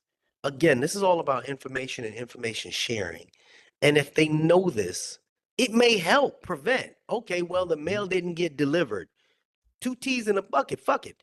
It's a piece of paper versus an injury. You can explain to them why the rest of this route wasn't done, or I could slip and fall and bust my ass, and now you got to explain to them how I got injured, and now it messed up your quota for the month or for the quarter. Now you got an injury that you got to deal with. Look, it's unsafe work conditions. We work in the rain, sleet, and snow. We have to understand there's gonna be situations. It's too fucking hot out. I can't breathe. It's Mhm. 140 degrees inside my truck. I took a picture. I keep a thermometer with me. This is the heat inside of it. Y'all keep talking about, oh, water breaks. Take your time, but at the same time, you want to have a damn, what do you call those things? The geo tracker on the truck talking about, oh, you're sitting idle for too long. Bitch, I can't drive. I'm about to pass Yeah. out. So it's damned if you do, damned if you don't. You know what? I'm not gonna kill myself driving this. You saying Yeah. I'm sitting too long? You're not gonna have me like the gentleman that passed away in Texas, where he was rushed. Oh, we got to get back, get back. No, Mm. no. You know what? I It can't takes do what it it. takes. There's no timely standards. It takes what Right. it takes. If you gonna rush me, look, man, it's unsafe. I'm gonna just bring the bail back. No, you can't bring it back. Well, I don't feel safe right now. You stressing me out. You telling me I gotta keep moving. I'm telling you I'm about to pass out. I got a 1767 right here in my satchel. Y'all need to start bringing 1767s with you. You Hey, need to you know go what, into. Jay? 4565s too. Sorry. Those are the Okay, vehicle inspection slips, that's it. right? As a documentation trail. Because when you mentioned about the trucks and how safety driving on ice, listen, Mhm. how many times do we have bald tires? How many times that it slips out of gear and we're on a hill? Nope, that's Mhm. unsafe. I'm sorry. They don't care about those trucks. Keep filling those out. And when you do the 4565s, fill out a 1767 at the same Keep a damn time and copy. turn it at the same That's it. time. You That's know I it. Sorry, teach. Jay. I don't mean to cut you off. No, I teach safety. That's one of the things we teach in the Ooh. the class. All But right. yeah, you learn a little something today. But yeah, we teach them about that as well, and we tell them, fill it. I tell them a piece of paper is not worth your life. I tell them deliver that Ooh. piece of paper is not worth your life. Mm-mm. Because the moment you're gone, there's a listing right online to replace you with Yes, numbers. sir. Yes, sir. So there's definitely no need for that. But again, it's damned if you do, damned if you don't. The more people are proactive, as you just said, with the 1767s and utilizing the whole safety aspect of it. Look, this situation is not safe, and you're not being a problem if you're being serious about it. If you're being serious and it's a legit issue and more people unify behind that, you can't have two people say it's too hot or one person say it's too hot because now you're the problem. But you get 5 to 10 people saying, man, it's too fucking hot out here. They got to listen. They got to listen. Yes, sir. All of you filled out that 1767, each of you, and now you turned it in and you brought your mail back. Shit, we got a problem. We got a Yeah. problem. Houston, we got a problem. They not gonna put up with our shit no more. We got a problem. It's hot out there. It's freezing out there. My guy told me the other day he's out in Iowa. He telling me a negative 20. Bitch, negative what? No, sir. No, sir. Nah. Well, But Jay, you teach safety, so we also have OSHA on our side in a lot of different situations. Again, with safety, right? So, well, OSHA it, only goes but so far. We get fined all the time, but they don't oh, pay them. well, here's the thing. But you got to realize, you ever hear the OSHA 300 log, right? No, Elaborate. the OSHA 300 log. So whenever someone gets injured on the job, and pay attention, guys, because you don't need a shop store to do this shit, to ask This for is it. different. This is OSHA. Okay. OSHA 300 log. Every time an injury happens within a said office, carrier, clerk, whatever it is, that injury has to be reported in this log. So if you're a carrier and management's playing games with you, ask them like, hey, can I see the OSHA 300 log? Where is it? If they don't present it to you, or they don't tell you where it is, or they argue with you, whatever the case is, don't engage with them. Just ask that and document what they tell you. Now, if they give it to you, that's another thing. Look to make sure your injury's in there, right? If it is, oh well, it's in there. Good for them for doing the right thing. But 9 out of 10 times it's not. So what happens? It's not there. And they tell you, and they didn't present it to you because you don't need to be a shop store to do that. You call OSHA in your respective region, wherever you're at, your regional office, and you report that like, hey, and when you report stuff to OSHA, 1-800-321-OSHA, by the way, let your questions be your accusations. Let me say that again. Let your questions be your accusations, right? Because you want to keep the conversation engaging and let whoever you're talking to in OSHA ask you more questions. So never make accusations. Let your questions. It's like you're playing fucking Jeopardy. I kid you not, man, but it works. So what happens is they'll send an investigator out if they didn't produce the OSHA 300 log. They're going to come out. If they don't present that to them, they're going to get fined. And every time this happens, that fine is going to pyramid up. Boom, boom. And it's going to carry on. It's just something to, I hate to say this term, but you got to learn to play the game to hold management accountable. And this is one of those tools to hold them accountable outside of the grievance procedure, obviously. You got to learn to get down and dirty, man. I hate to say it, but you got to play. Do you think that upper management and post office are going to come down on that regional office or whatever the office is in your station? If it's happening in a different district and multiple locations in that district, they're going to come down. The Puma is going to be like, yo, what the fuck's going on over here? Those managers or postmasters and supervisors, they're going to be told about themselves, especially if fines are coming in like that. Case in point, I do an episode on this exact thing, and I'm not going to get too deep, but it's episode 26, OSHA, it's the law, I call it, right before our responsibility to ourselves, ironically. But there's a rural carrier that I talked with, and she had exhaust leaking from her truck, and she reported it. The management tried to get her, and her story is deep, but she used OSHA, and OSHA came in there, sided with the carrier, the rural carrier from PA. Here it is, episode 15 and 16. We talk a little bit about her stuff, but what's not updated is the outcome. Well, OSHA's still involved, and they're still up to their antics. They tried to get this carrier fired for different stuff for working unsafe. Well, bitch, you gave me a truck that's unsafe to begin with. She bought a meter that measures the toxicity of the what is it? The carbon monoxide. Yes, carbon and monoxide. it was beeping like crazy. She had to pull over, get out of the truck. And you already know, Jay, you mentioned the GPS tracking. Well, what do you think stopped them? It came up. Hey, you sat idle for too damn long. and she filled out 1767. She filled out 4565s, and apparently the people from another station came in. The vehicle maintenance people came in.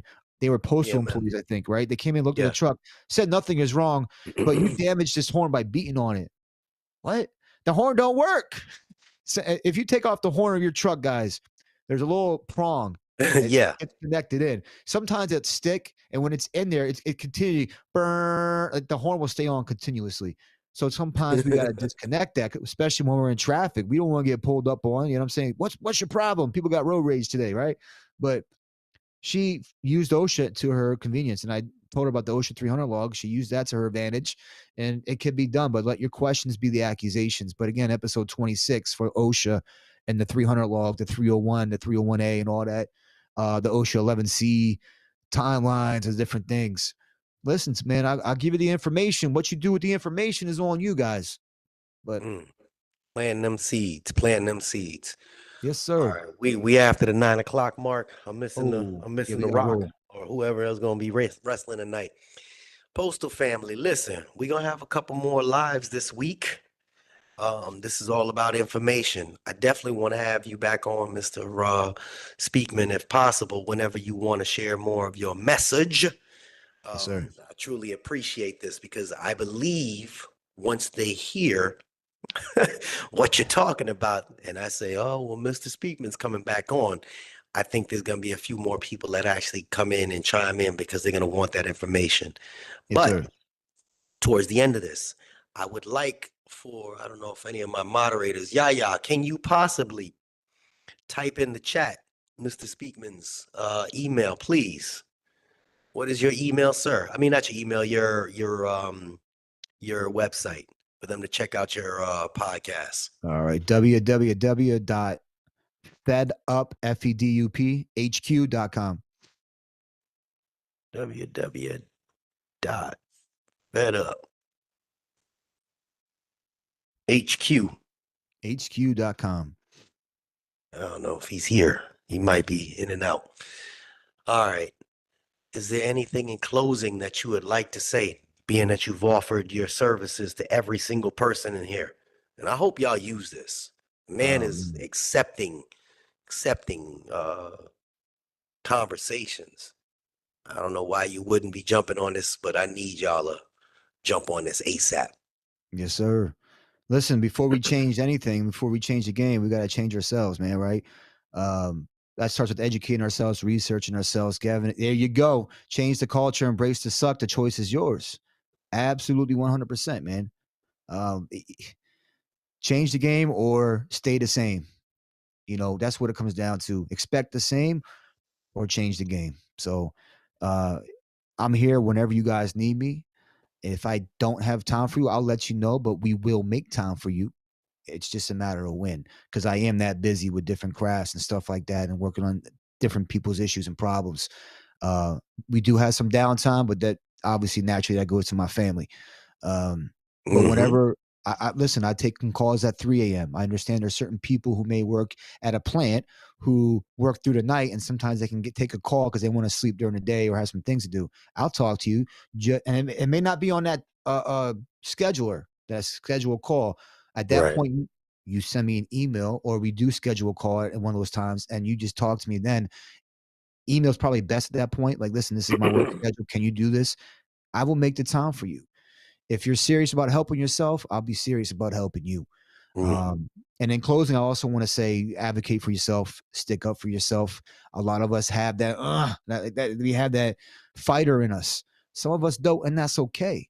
But realize there's people here who will fight for you, with you, side by side. So I want you guys to realize that I am here for you to help you bring out that fighter in yourself, no matter how little it is. You don't have to be me. I want you to be the best version of you. And I'll help you get to that best version of yourself if you just take the information, be coachable, do things. And listen, even in helping you and giving you the right things to do, the tools, I want to be fully transparent here. It may not help you because of your particular situation. But that doesn't mean you got to quit fighting. We will find a certain way. And you'll hear it on a different podcast that I do. retribution is finally coming for someone. We're talking $500,000+, someone Ooh. getting fired. There is accountability, but this rural carrier had to fight like hell. You understand? And if a matter of fact, episode 12 and 13, if you want to listen to his story, he had a whole shit fall in his a pallet of books. They told him he's a road carrier. They told him to take the 1-ton vehicle over here, which is a city pickup, to do it. He didn't know no better. He did it, and in doing so, is that the third party injury stuff because it was on their fault. The pallet jack just fell, and everything fell on him. It was on one of those raised tier decks. You know what I'm Oh talking about? yeah, yep, Because it dips down, and if you have a 1-ton truck, you ain't getting even with that, right? yep. That's unsafe. Did he know that at that time? Maybe, maybe not. But when we're told what to do, we follow orders generally, right? But retribution, man. Listen, advocate for yourself. And if you're a city letter carrier, listen. Now I'm going to be a shameful plug, man. I'm sorry, brother, but I support and adore CLC 100%. Check them out. I interview some top candidates on there as well. If you want to learn more, I do ask them questions. Not just a mouthpiece. You guys got to realize that. So if you're trying to get information on someone to vote for, make sure you check out those episodes of my podcast. They're the most recent ones, however many of them there are.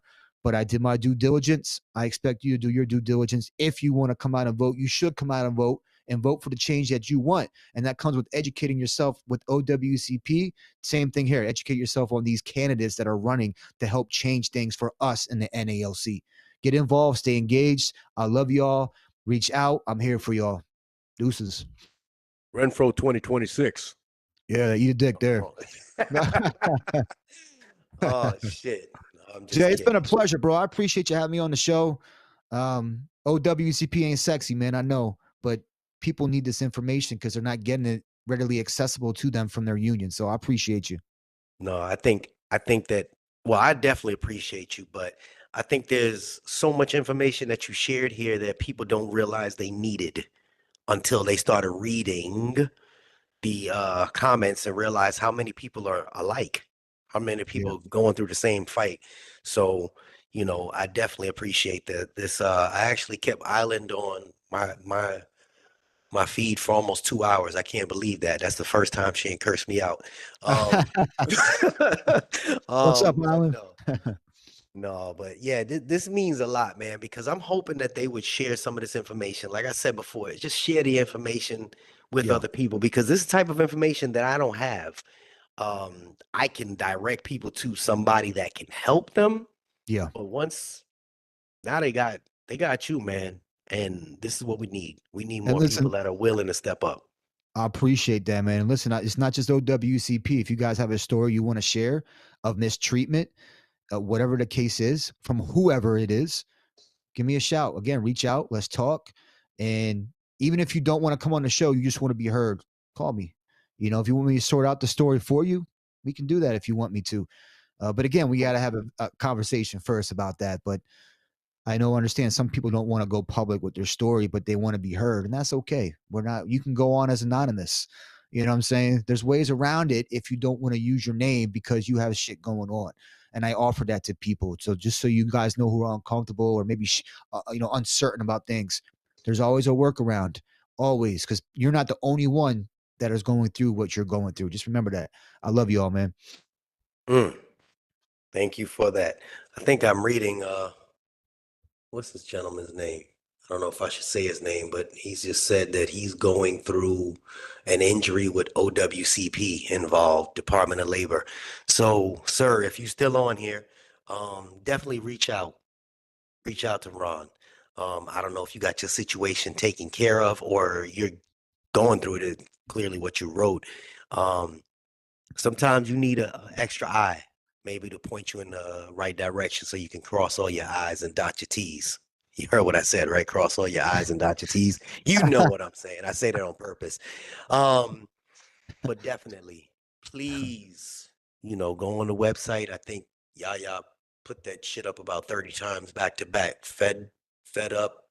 FedUpHQ.com. All right. And HQ, right? yep, HQ, you got it up Yes, here. sir. FedUpHQ.com, FedUpHQ.com. And Island is laughing. And Michelle said, drain CLC, drain the swamp. They said not to play. They what they upset because I said that Renfro 2026. Said, yeah, you got like Renfro. He's fighting like hell right now. Fighting like hell to save face. Shit. Ooh, this one said I dislocated my kneecap. Oh man. Ooh, This one damn. said, where do I reach out to? Just got on here. See, that's why we stayed on. Wow. Right there, if you scroll, oh, there it is. Yaya just wrote it. Oh, okay. FedUpHQ.com. I didn't know if it was still up here. I'm like pointing to the upper right corner. I'm like, Yeah. yo, right here.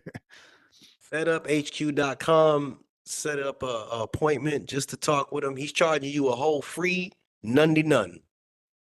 That's it. Free none. I'd be charging free 99.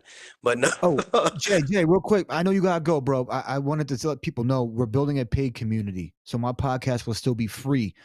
But with the Okay. paid community, and I did a focus group with a lot of different postal employees, even, and some other ones on different agencies. And the amount that I comfortable with from everybody else, taking it into account is it'll be $30 a month. But that's different from this podcast. So I want people to understand that what I do will be free. What you when you want to call, reach out to me, that's going to be free. That'll never change. Me helping you will never be free. The paid community is going to involve another podcast called the Fed Up 15. And that's going to be more in depth. Like I give you information, basic toolkit. That's Mhm. just basic. But again, having the knowledge and having the know-how to apply said knowledge is different. So I break down, I'm going into what's called a Fed Up 15. That'll help break down certain things more. I'll have doctors and lawyers in the group, live Q&As that you can help in the federal sector that you can ask questions to and you can get real live answers to. I'll have live Q&As as well for people. I want to build a support group for those going through it. I mentioned mental health awareness. I understand. Listen, when you go through shit, again, you're gonna go through it upstairs too. We're gonna create a support group for you guys. It's gonna be maybe once every 2 weeks, once a week, once a month. I gotta iron those details out. But you guys need that. I understand that. And it's therapy to you guys, man. It's saves some of you guys' lives, believe it or not. Like the Mm. messages that I get thanking me for saving their life because I did XYZ. I'm not a lifesaver. I'm a teacher. You guys deserve all the credit, not me. You guys are taking the information and doing something with it and advocating for yourselves. Um, but we're trying to build all this. We want to have a course too. Obviously, sponsorships, partnerships, advertisements coming in. We need to start monetizing Fed Up. A lot of people want to donate.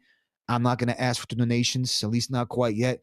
Especially from people who are injured on the job and going through the shit. This is more along the lines for people to be proactive to find the Right. To keep answers. you So if they moving. get through something, you're better prepared. And for unions in general, right? I want to be a consultant if I can for different unions out there, federally speaking.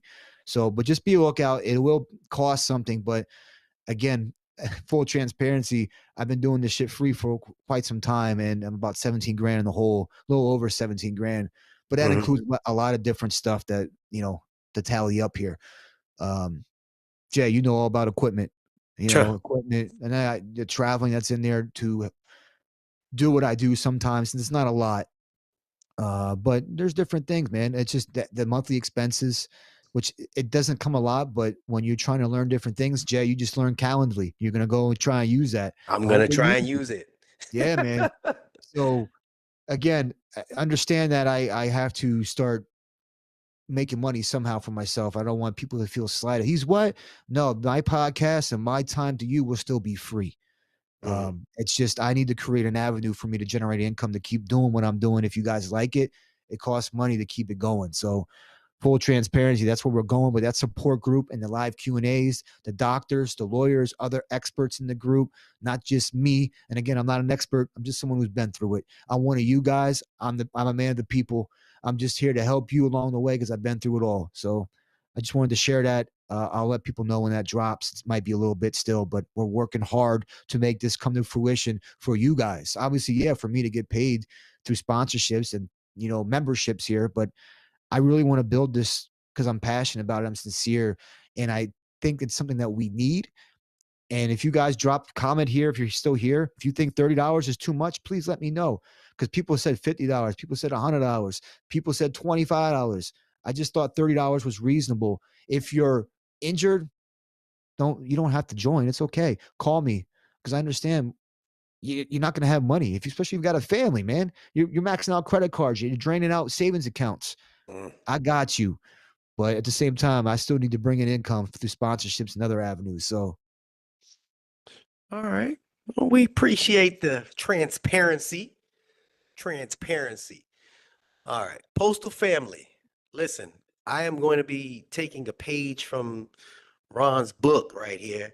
I will probably be setting this up the beginning of March. I know I've always left myself accessible to everybody, but unfortunately, I was on vacation and I was getting I was getting calls and text messages after I said I was on vacation. I never really even had a real vacation, and it was a time change, and I just kept it was I felt a little slighted. I was like, hey, I'll be back on such and such, and they just kept going. So with that being said, I'm probably gonna set it up the same exact way Ron has, where if y'all want to reach out to me, I'm gonna have to put some boundaries on it. I've left myself accessible for the last 6 years to everybody for everything. I take calls all times of night because people are in different parts of the country. So I don't want y'all to be like, oh, that man's selling out. No, I just realized after 2 weeks of vacation, I was like, hey, real easy text message. I'll give everybody my phone number. Like, hey, I'm a little busy right now. Well, can you just, well, I'm not really in front of a computer, but can you, I was shocked. I was shocked. So I will be beginning of March having it set up so that if y'all want to reach out, just kind of schedule a call. We'll make something work. All right. Please don't get offended. If you do, no feelings, police around me. It is what it is. All right. Ron, I appreciate you, brother. yes, Postal sir. family, love y'all. Every one of y'all, even the ones that are pain in my ass, I love y'all. And hopefully y'all share this information. Don't be silent. Don't be silent. All right. This is JH and this is Mr. Ron Speakman. Ha ha. And we out. We out. Doo-doo-doo. That was cool, brother. That was cool. Were we off live? Yes, yes, sir. Listen,